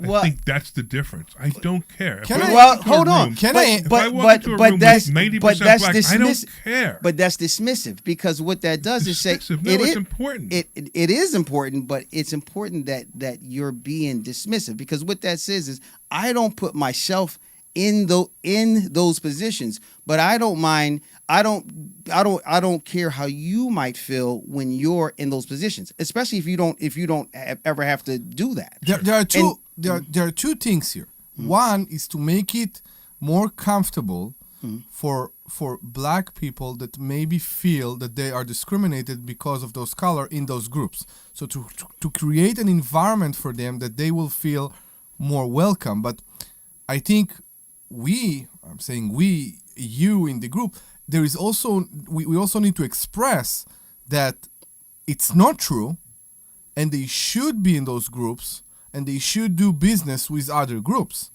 They shouldn't feel that they need to be in this group. They are discriminating from outside, and they should do everything in this group. You ask when I'm in an environment that I am the minority, almost every day, because of the type of real estate investing that I'm doing, almost every day. Right, because you're in neighborhoods that are predominantly Yes, black and I'm brown. fine with that. Yeah. Right. So you're I kinda don't missing, feel that somebody is going to shoot me every second. No, it's fine. Well, I mean, that's a couple of interesting comments. It was an interesting comment, wasn't it? That's it. Racist comment, right? I made it specifically so you would understand that. But hear what I'm saying. So we have to think about this in a logical way, because you guys are talking a lot about your feelings, and I'm not talking about feelings. What I'm saying is, I've been in those groups, right? And there are not a lot of black people there. You're right. The question is, why? Why I is that? want to know the answer to that question too. Why is that? Okay, so if you can't answer that question, and I'm telling you, I don't think from my personal experience that we don't want black people here, because I've gone there and I've had built great relationships. But there's not. I also don't think they're like, well, we need more black people in the group, which I'm telling you, I think is fine. I don't personally have an issue with that. What I'm saying is, I see where there is an advantage to being a part of a group. And if the established groups are not interested, as to what you were saying, in creating some sort of environment, which I don't personally think is their responsibility. So I agree. It's not their responsibility, but it's not somebody's responsibility to create an environment. You said yourself that you wanted to learn more about real estate investing, so you went into whatever room it was to be able to learn how to do that. So it doesn't matter what race or color you are. Right. You want to learn how to do this, you get off your ass and you go and you do it, period. Doesn't matter if you're black, doesn't matter if you're white, doesn't matter if you're a woman. So, I guess was a little frustrated with your comment, because I grew up very poor. And my parents were also immigrants. I was the only one here in the U.S. And it's, my environment was very mixed. So I don't care about color. It doesn't matter, and it doesn't matter to me. But if I wanted to live the life that my parents had set, I would be working a 9-to-5 job, and I'd be there for the rest of my life. I was the one who had to decide that I wanted to get off my ass and not live the way they did, and live paycheck to paycheck and struggle for their lives. It had nothing to do with race or color or creed. It had everything to do with me wanting to not live my life the way my parents lived their lives. Yeah, and I agree. Let's go over a couple of things. And I think when I say like have a good faith conversation, you have to try to kind of step outside of yourself. This is not about you individually. What I'm talking is, I'm speaking generally. Okay. So if we go back to just what we see, if we have these groups that are good groups, but there's little to no black people there. Should we say we're just going to that demographic should not be served, right? But who's saying that? Nobody's saying that. Yeah, that's what I'm saying. I'm asking a question. Right. And I'm just asking a question. Should they not be served, or really that's really it, because these are great groups, but for some reason. And I'm not saying that this is a problem you have to solve. Quite frankly, I said I don't want anybody to solve. I can solve this. No, it's a conversation. No, yeah, right? But the way I looked at it, I felt uncomfortable. Mm-hmm. I saw this, and I want to reach out. I reach out to groups. I'm like, hey, can I help? Mm-hmm. Can I help? And I'm like, I couldn't reach out to your group and say, can I help, because of the color of my skin. That was what held me back from reaching out to you and say, can I help? No. Now, this all started the other day, because what happened was I saw it one more time, and you ever have like that moment where you're like, all right, I can't take it anymore, and you do something. Yeah. So I sent him a private message. I said, don't you think this group is racist? Mm-hmm. And of course, he immediately responded, of course he doesn't feel that way. And he said, let's have a conversation about it. And then I said, hey, let's have a conversation about it on the radio. Mm-hmm. And then, then what I did was I built it up all week, okay? And again, I started out with the whole conversation that Dan and I are friends. Yeah. But at the same time, I still felt uncomfortable. Mm-hmm. So far, I feel more uncomfortable now going into this group than I would have. And again, I may not even be invited. Mm-hmm. The other people in the group maybe say, Larry Steinhouse is now banned because he opened his freaking mouth. Mm-hmm. And that's okay, too. No. But the fact is that I don't feel comfortable still because of what you're saying. It actually sounds exactly what I said it was. Well, you didn't let me finish, so okay, that's fine. I mean, you've been talking for 20 minutes, and well, you guys are asking questions as I'm going along. Okay. So you're right. I'm trying to get to the punchline. So what I saw was a need. I obviously see that there are black investors out there, obviously, but there does not seem to be a community that is embracing them, that is creating the atmosphere that I learned at all these other groups, and I still go to these groups where people are learning and they share information, quite very much like the school that you have, where they share deals. So I'm like, you know what? If these other groups are not actively looking to bring in black investors, and I'm not. How? Hold on one. No, we're saying it's not actively. They're not reaching out and saying, hey, if you're black, come to investor school. Yeah, that's what he's saying. That's what you think you should do. No, Exactly. I'm not saying that. That's why I created the group. I'm specifically saying I don't think it's my place to try to impose upon another group and say, hey, you have to try to go ahead and woo us in, right? I have the resources, I have the connections, and quite frankly, we have non-black speakers all the time. And I believe what you're doing, and this is just my opinion, you're leading, number one, with your feelings, which it has nothing to do with me. Okay. But it's also, you are making a lot of assumptions and not being curious at all. Say, hey, Dan, I'm just curious. I see you have this group. If you go into our webpage, it tells you there clearly it's open to everybody. Right. But it is specifically built to attract black people, because those are the folks that I saw were not being served by the groups at large. You know what I'm saying? I'm really happy that you did that, but I'm not so happy with the name. That's it. It's just the name that gets to me, because you say, and it's funny. It's so funny because you say he needs the name, and we have white people come and talk. It sounds. I mean, if we would have reversed this conversation, just reverse the conversation. Mm-hmm. We have RAG, White Real Estate Alliance Group, and occasionally we have black people talk too. It sounds so racist. Well, no. But if you turn it the other way, apparently it's not. But we got to be clear about words here, because using the word racist, which is untrue. So I just by definition, okay, it would be discrimination, which is different than racism. Thank you. Okay, right? Because we throw words out there, but we need to be very clear. Much better. It wouldn't be that at all. The question would be, you would be perfectly within your right to create a White Real Estate Alliance Group. But listen, right. What purpose would it serve if you already have groups that are already 90% white? What purpose, what need would you be serving by starting a White Real Estate Alliance Group? That's my point. That's why you did it. You did it like you said, that you went to all those conventions and you didn't see that they approach the black people. Mm-hmm. So you said, I will create a group that will approach the black people, and now I understand why you chose this name. Yes. Now I understand why you chose this name.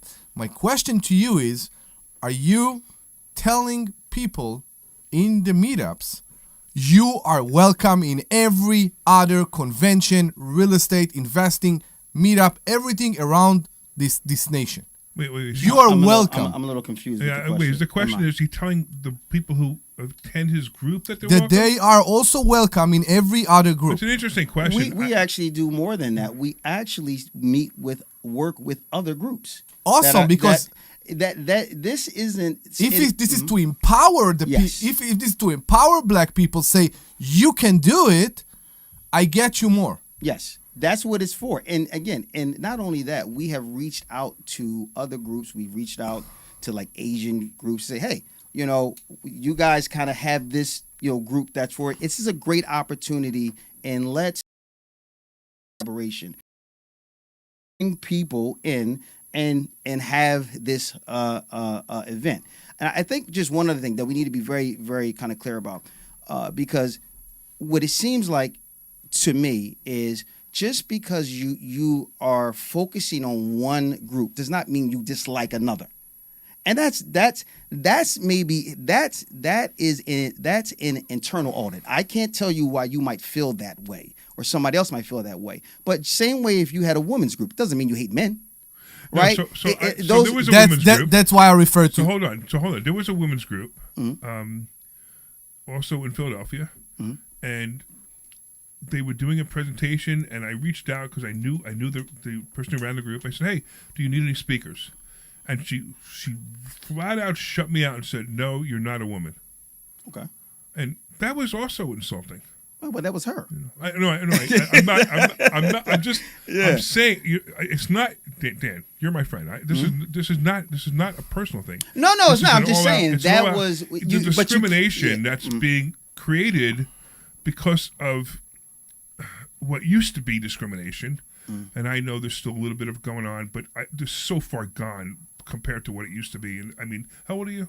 I'm 45. Okay, I'm 61. I was born in 1963, and I lived in Brooklyn, New York.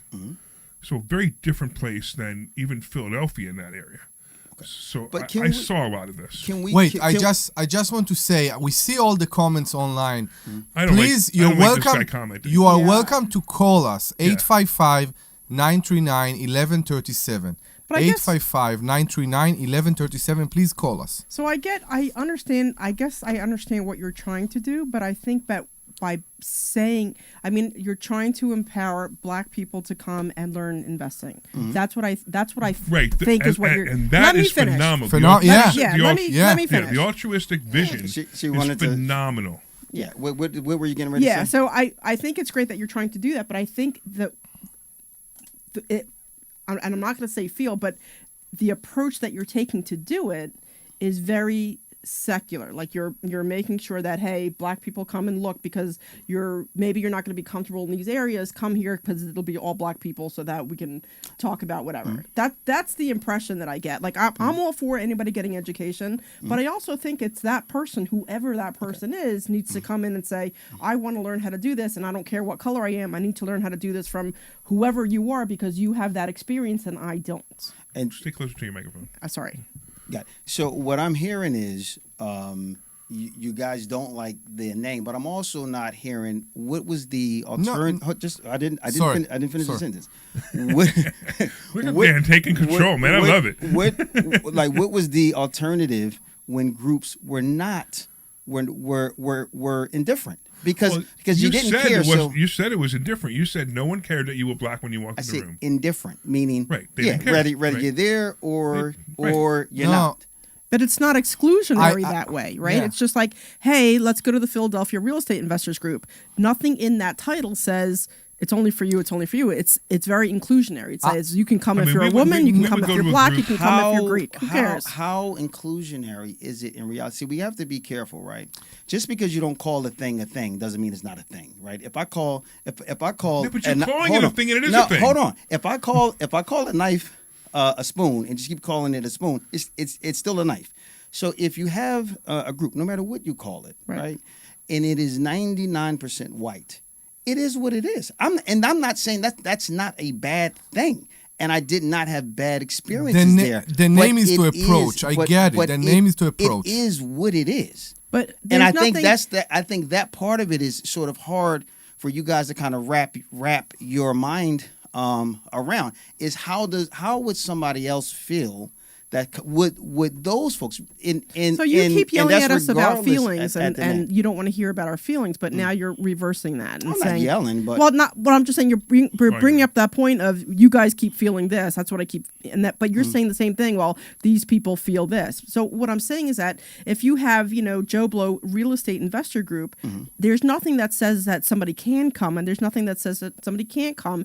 It's all about that person wanting to learn about whatever it is that they're learning about so that they can come. So there's nothing in there that says you can't come, you can't come. It doesn't say women can come and men can't. It doesn't say that men can come and women can't. It doesn't say anything to that effect. But if you're saying it's a black group, I'm not going to go to a black group because, clearly I'm not black. So remember when you said you went to the first group and it was mostly white people there? And if it would have said white real estate investor group, you just wouldn't have walked in the door.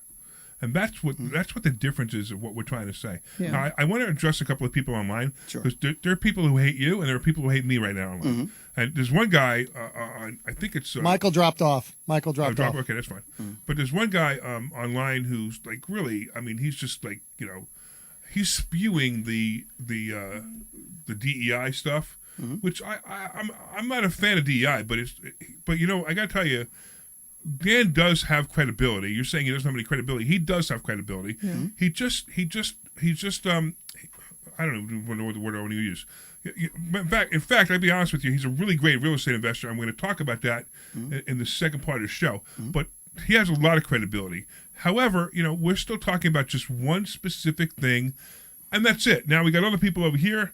We got Michael saying, Michael, you could call back. Michael, you can call back. Now I know who it is. Michael Ho called in. Okay. So you could call back, and then somebody else is saying that I'm interrupting you, and I'm really not. I mean, you've had most of the words in this entire show so far. Well, I'm the one being interviewed, so hopefully. Yeah, I don't know if I agree with that either. What else? We got a couple other people making some interesting comments. All right, let's get this guy. Is it Father Nicholas? Is that right? Father Nicholas, you're on the line. What's going on? This guy is a kid from Kensington, K&A, that graduated Edison High School, which has the largest death toll of Vietnam veterans of any high school in America. It's the first time I'm on your show. I'm also a former famous rock jock back in the 60s, ran the Wibbage Hops, but enough about me. I'm listening to your show on the air. I listen to Walter Sterling all the time, so now I'm listening to you. And the first thing I have to say, if I can go on, if you want to cut in, do so, and then I'll continue. Your opinion is welcome here as long as you stay within the boundaries of the FCC. Of course, listen, I'm a Catholic priest, 46 years, fella. And I'm also a disabled vet from Iraq. I was in Desert Storm in 90. Listen, first of all, using the word black doesn't cause anything to me. If a man, a person, a woman, anybody puts something down like that, it simply connotates that they have a certain audience they're trying to reach. That's exactly what he's saying. That's exactly what he's saying. Yeah. Yes. I don't understand why there's any controversy to begin with. It'd be no different to me putting Father Realty for being a priest. Well, it's not Father, but you could say you're Catholic, correct? Catholic, correct? You're Catholic? I'm a Catholic priest retired. Yeah, so if you said you were going to create a Catholic real estate investing group, would I have the same problem? And the question is, I don't know. Now, it's funny because I didn't think about religion, but I did think about... but it wouldn't. But why? No. I'm trying to reach an audience. It's simple as that. I'm trying to reach an audience. Yeah, and you... Why would a Protestant be offended no more than if somebody said this is the Protestant but would a Protestant show up to the Jewish realty? Okay, slow down. Let's do it this way. Would a Jew show up to a Catholic real estate group? Sure, absolutely. Why not? I go to the synagogue every 3 months with a buddy of mine that's a former famous disc jockey, Steve Rosenberg, Steve Boom Boom Cannon. I pray my Hail Marys while everybody else is shaloming. And I don't mean that politely. But you must agree that the first impression for a Catholic group is that it is for Catholics. Right. So it's hard. So would a Jew show up? But it does not automatically discount others can come in. Why would you think Fair that? But no, I like it. But how about this, right? White. How about this? How about Christmas? How about like if if you were inviting a bunch of Jews to a Christmas dinner, should they feel comfortable? Well, it's up to them. I have no problem. I go to Seder's. I love it. Okay, all right, good. I appreciate you. I'm going to go to the next person, actually, okay? Thanks, Father. We appreciate you calling in. Hey, Todd, what's going on, man? Talk to me about how you agree with Dan. Yeah, thank you for taking my call. So it's interesting when people hear the word black and they get somewhat offended. And it's like, it's not... not offended. I didn't get offended. Not I felt offended. excluded. It's very different. I was not offended at all. I mean, I told you before, Dan is my friend. My only thing was I felt excluded. I felt like I couldn't be part of this group because of the word black in the beginning of it. That's all. Okay. So you felt excluded. Yeah, excluded. Not offended, excluded. I can understand where Daniel's coming from because I can too. A lot of my experience, especially in real estate, I can tell you right now what little I did do. You get some strange responses, and it's people are going to be people. You don't take it personal, but I'm a part of a real estate investing women's group that they send me stuff all the time. Do I get offended because they know I'm not a woman, but I don't get offended, and they're extremely nice and friendly. I just think, to be honest with you, I think it's taken. Okay, I think it's taken a little too personal. Personally, okay. Without having the conversation, you have to understand that was the point of this man. radio show. Was Dan and I had a little conversation, and I intentionally didn't talk to you all week because I knew that anything we talked about would make this show not good. So Sure. I wasn't ignoring you. I actually just I knew that we like at times I tell Deb and Omri, when there's a topic we want to talk about, we can't talk about it until we're on the show. So just know that I wasn't avoiding you because of this. I just needed to make sure that the show would be as good as it was. Sure. No, Todd. So everything Dan's saying, I agree with, except for the name, and that's the only problem I have with it. And I mean, if you don't have a problem with it, that's okay too. I get it. The name don't describe what this group is. It does describe It it. very- It describes very it very clearly. well. No. Black Real Estate It describes Alliance it very Group. well. I get that there is no only before the word black, but I'm just saying the name of the group is a bit, to me, you look at it that it creates a more comfortable environment for black people to come and to know that there are other black real estate investors and they can meet them there. To me, it's the other side. To me, it's the fact that maybe some of them will come because they know that they won't meet other white real estate investors there, and it's like it's exactly the opposite of what everything you describe you want to do. All right, but so again, we're very clear about what our values are, and we're very clear about who is welcome, which is everyone, and we make that very clear.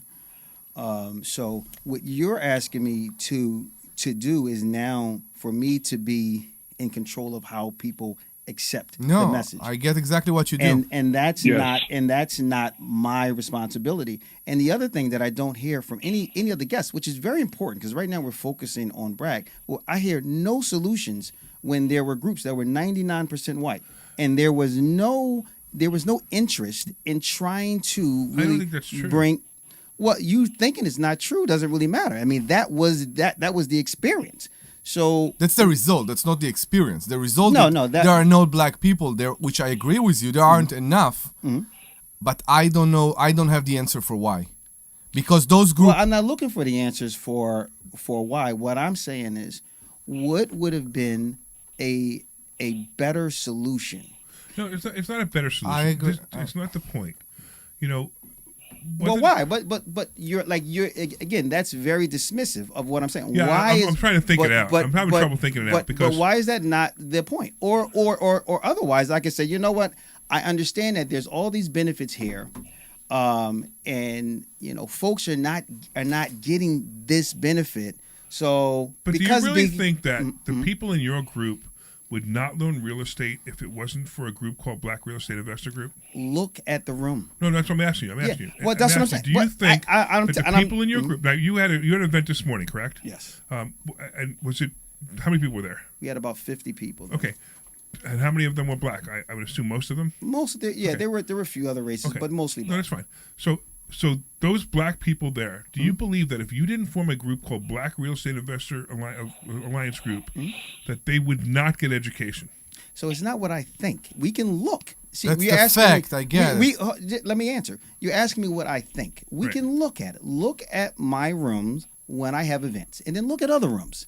So it's either you believe these folks don't want to get education, or there's a reason why they're not showing up here and they're showing up here. This is not about what I think. We can look, and there is objective proof to say, hey, for It's some not objective reason, proof. it sure it is. No, If the name of your group is you're going excluding back the to white the people. name. But if you're correct, that these people would not have got, I'm But hoping, let's take my group out of it. When No, we're but looking your group at is very important. I'm because your group is the sample. I understand. It's the success. But You what are I'm the saying success is, story. What is the reason that other groups? I'm not doing anything differently as far as what I'm teaching. I'm teaching pretty much the same information. Right. If we look at things, let's just take the black out of it, so people don't have a problem for 1 second. What's going on? That at this event there's a spec, there's a few folks there, and at this event there's a room full. So there's either you would believe that they don't want the information, or there's something about the way it's being marketed that it's not attractive. White people aren't showing up because it's called White Real Estate Investor Group. I don't understand that. Because you have a room full of black people because it specifically says Black Real I'm Estate talking Alliance about Group. the other groups. No, but I'm talking about your group. Okay? Okay. Specifically your group. And this is exactly where my question, and it's the same question, and I don't know if you're not hearing it or not understanding it or avoiding it. I don't know which one. But if you didn't have your group, would those 50 people today still learn how to invest in real estate?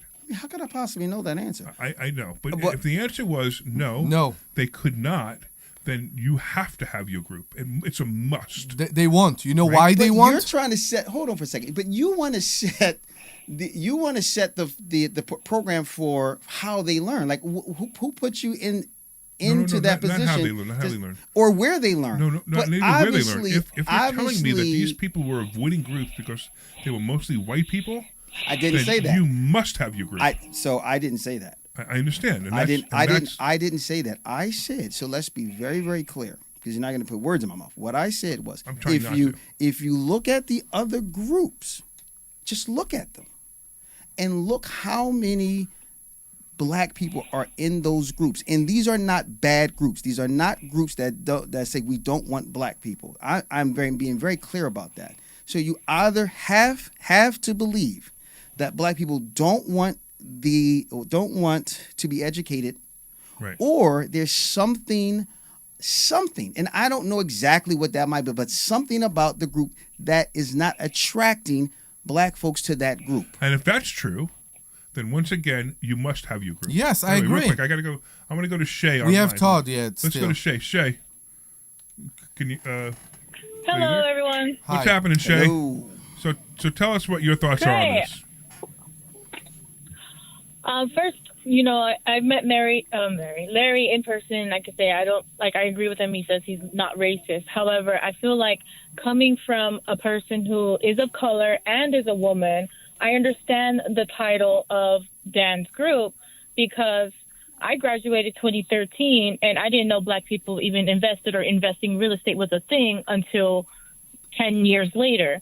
And by having groups like this where he's reaching an audience that never knew they were capable of investing or leaving the 9-to-5, like Capable? Debbie says, I don't... Let her finish. Capable? Go ahead. Yes, let her capable, because we came from, in history in this country, we were denied education. We were denied certain resources, business loans, and other factors that would have caused generational wealth. So by having a group like this, and he's saying that it's not excluding people of any color, but the title itself doesn't necessarily mean it's racist.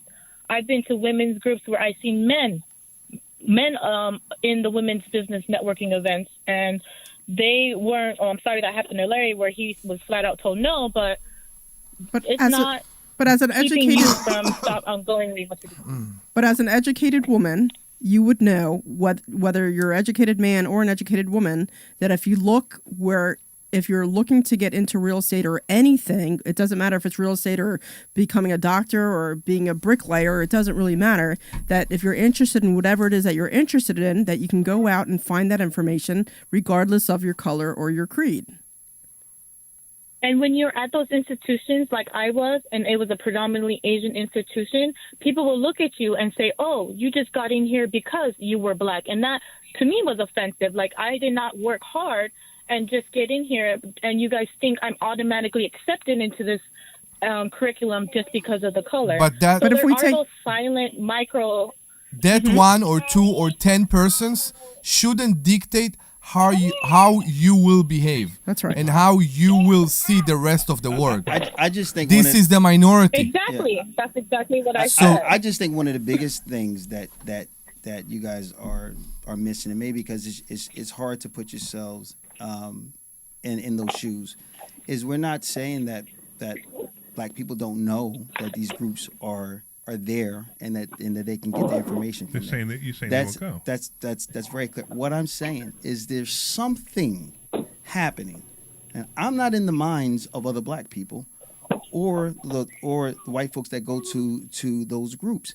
Something's happening where they're not being attracted to go to those groups. Do you know why? Something. Okay. Hey, you could cut Shay off.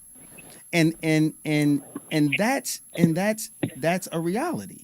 And so we can keep saying that we intellectually know that these groups exist. Of course, people intellectually know that, but there's some reason, and we can't dismiss that there's some reason that en masse, they're not showing up. But you have the solution for that, because you can ask your student today why, if they are so into real estate investor, why they didn't go before. No, I'm very interested. That's a curious thing, but he doesn't have to do that. Hold no, on. I know, but wait. I just need to take control of the time for a moment. Okay, first of all, Dan, why don't you let everybody know how they could join your group? Sure. Because I think there is benefits to your group no matter what, whether I feel excluded or not.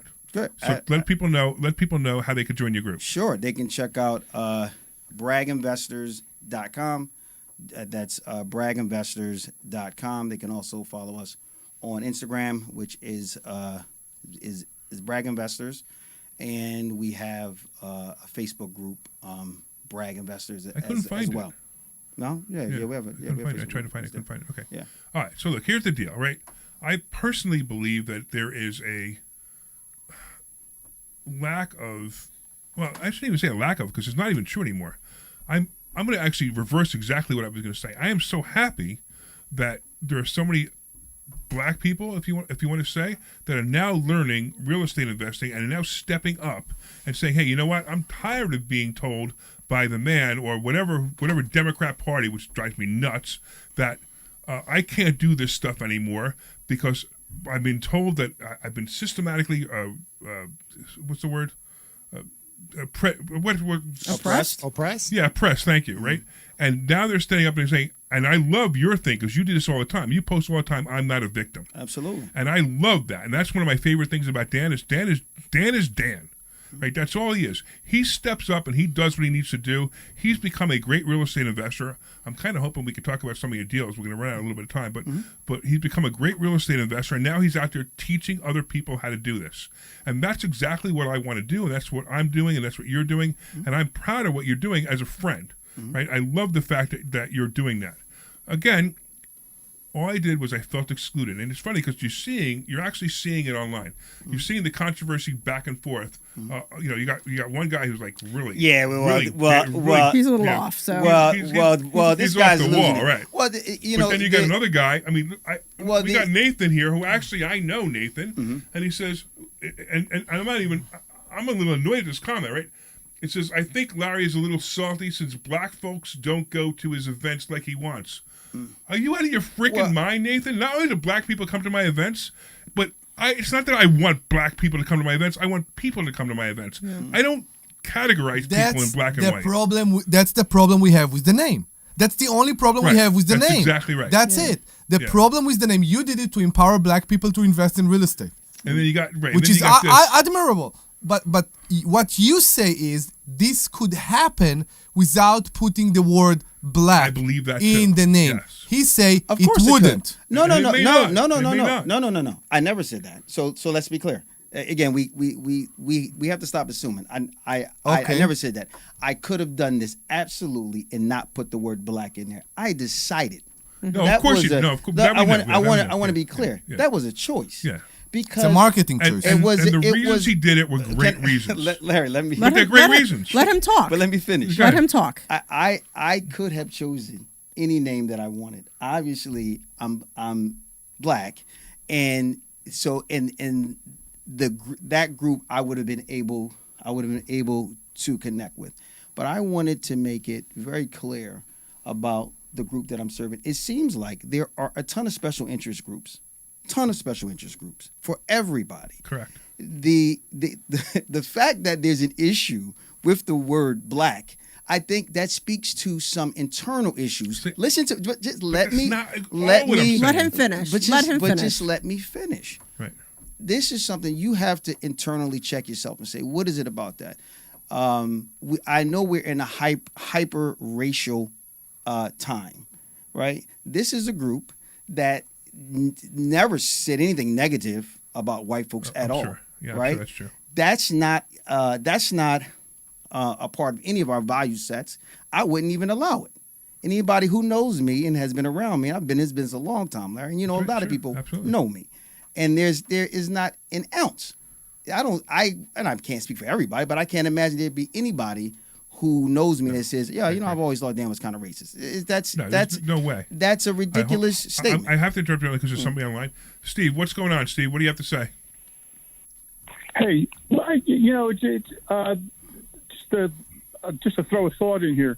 When I was back in the late 80s, early 90s, I was taking Taekwondo lessons at Beaver College with a black gentleman who owned a cleaning company, and he hired me to do to do houses and stuff in North Philly, and he had a son, and they had a company. It was called Black Ski, and it was for black people who that it was like a ski club, but it was Black Ski, and it was for black people. Black ski, like Black skiing. Ski. Oh, black ski. Yeah, black ski. Ski, like you're skiing. Seed. Oh, okay. Ski. I'm sorry. I have Ski. trouble hearing it. That was just a word. Okay. I'm sorry. Black seed. Okay. I didn't think anything of it, but I mean, I knew he seed like making grass seeds. Is that what he said? Ski, S-K-I. Like black whoosh ski. whoosh down the mountain. Oh my goodness. Whoosh down the mountain. Thank you. Sorry, thank you. Like physical activity. Because if you said black seed, I would have said that would have been a really bad one. But okay. No, but I don't know. It just seemed it was weird, because it had to do with what you guys were talking about, and I just don't. I didn't see. I mean, his dad hired me. It was like no racial thing, but I mean, it was racial that he was trying to get people, black people, to join his ski club. Yeah, obviously. Sure. It's the same thing. It's to empower black people. Right. I get it. Well, it's also because there's a need. If there's a need, yes. If there was not a need, see, like every time you say that, it makes me feel really good that you did this. You are a capitalist. You understand. You could have all kinds of ideas. If there's no need, people wouldn't show up, right? It would prove itself to say, this doesn't make sense, right? There's all these other opportunities. We can go a million different places, right? We don't need a black real estate alliance group, because our needs are being met elsewhere. The reason the group is growing so well is because there's a need. Why? Now, but hold on one second. Now, rather you have to you don't have to do anything, but you may want to accept that there's a piece of this you just don't understand, and that's fine. No, like there would be a piece. there would be a piece of your life that I wouldn't understand because I never experienced it. And I just say, you know what? That's just outside of my life experience. But obviously, there's something there because it's attracting people, and I don't need to understand it, nor do I need to do I need to approve of it. Yeah. By the way, Glenn, you can let Steve go. He's got a lot of noise. All right. So here's the deal, right? So the more you speak, the more you convince me that I'm being selfish by having the feelings that I have that I was not that I was excluded, that I called it racist. Okay, I still feel excluded just because of the name. All right, and at this point, everybody in the group probably hates me anyway, so I'm definitely excluded. But that's a different issue. This guy's going off. I know. He's losing it. That's not right. I mean, look, listen. You know, Spicoli. You should do you are, exactly. Listen, you know, Spicoli. You're not only a racist, but you're an obnoxious person. Okay, so why don't you go watch a different show and leave us alone? Because it's at the point where like you're so annoying that I just don't want to see any more of your comments. You should do exactly the opposite. You should go and speak in his group only if you allow to me. show to show question, the accent. Yes. Larry, could I ask a quick question? Yeah, sure. So Dan, I just want to ask you really quick. Do you think having the name, and I understand, and I think I agree with you for the most part, but do you think the name and the mission of the company, do you think it does anything to sort of enable that mentality that, gee, I'm not welcome at Larry's place, or I'm not welcome somewhere else? I mean, so to be honest, I think that it could. But what's most important to me is serving the community that I'm looking to serve. Right. But if you again, I believe we're a lot of us are in such a place of just knowing. We're not curious any longer. So we're leading with this knowing. Yes. If you were curious enough to say, hey, maybe there's a reason why he did this. I wonder why. I've been around this guy. I've seen him. He doesn't seem like a vicious guy. Maybe there's a reason. Let me show up and see. Oh, wow, I was warmly greeted. I see the reason that he's doing this because there was a part of the community that's investing that was not being served. Now, if you're in a space of knowing, then it doesn't matter what I say. You have made your mind up, and I'm the villain like this guy here. Yeah, that's right? terrible. I mean, it's just kind of funny because I understand. And the reason why, and I want to say this, and like truly, because many people text me and told me not to come up here. Many people, not just black, white, all kinds of people. I really feel like we need real conversations, right, with people that we don't necessarily agree with, and especially on racial issues. We got to stop being so PC about everything. But there's no way that we can learn about each other and grow. And I'm not talking about kumbaya. I'm not looking for kumbaya. But we need to get to a place of understanding, right? We need to get to say, oh, well, I never really thought about that. That's kind of interesting. Whether you agree with me or not, there are tons of things I don't know and I've never thought about. And you may speaking to somebody, I speak to people I disagree with all the time. It's how I grow, right? And so that's why I came up here against everybody telling me not to, because I'm really hoping that people hear this conversation and at least gain some understanding. I appreciate you. We're actually totally out of time, and I'm so glad you came. And here's my final take, right? My final take is I shouldn't have been so sensitive.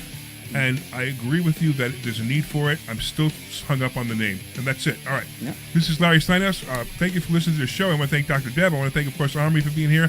Most importantly, I want to thank Dan Harvey, because I'll tell you what, man, it took guts to be here, even though you were told several times not to come here. We enjoyed it very much. Thank you so much. Yeah. I want to, of course, thank Glenn Page. I want to thank all the listeners. And I want to let you guys know that you can come to Investor Schooling. That's Investor Schooling. And you can take a class anytime. Actually, this Thursday night. So go to investorschooling.com and show up. See you Thursday.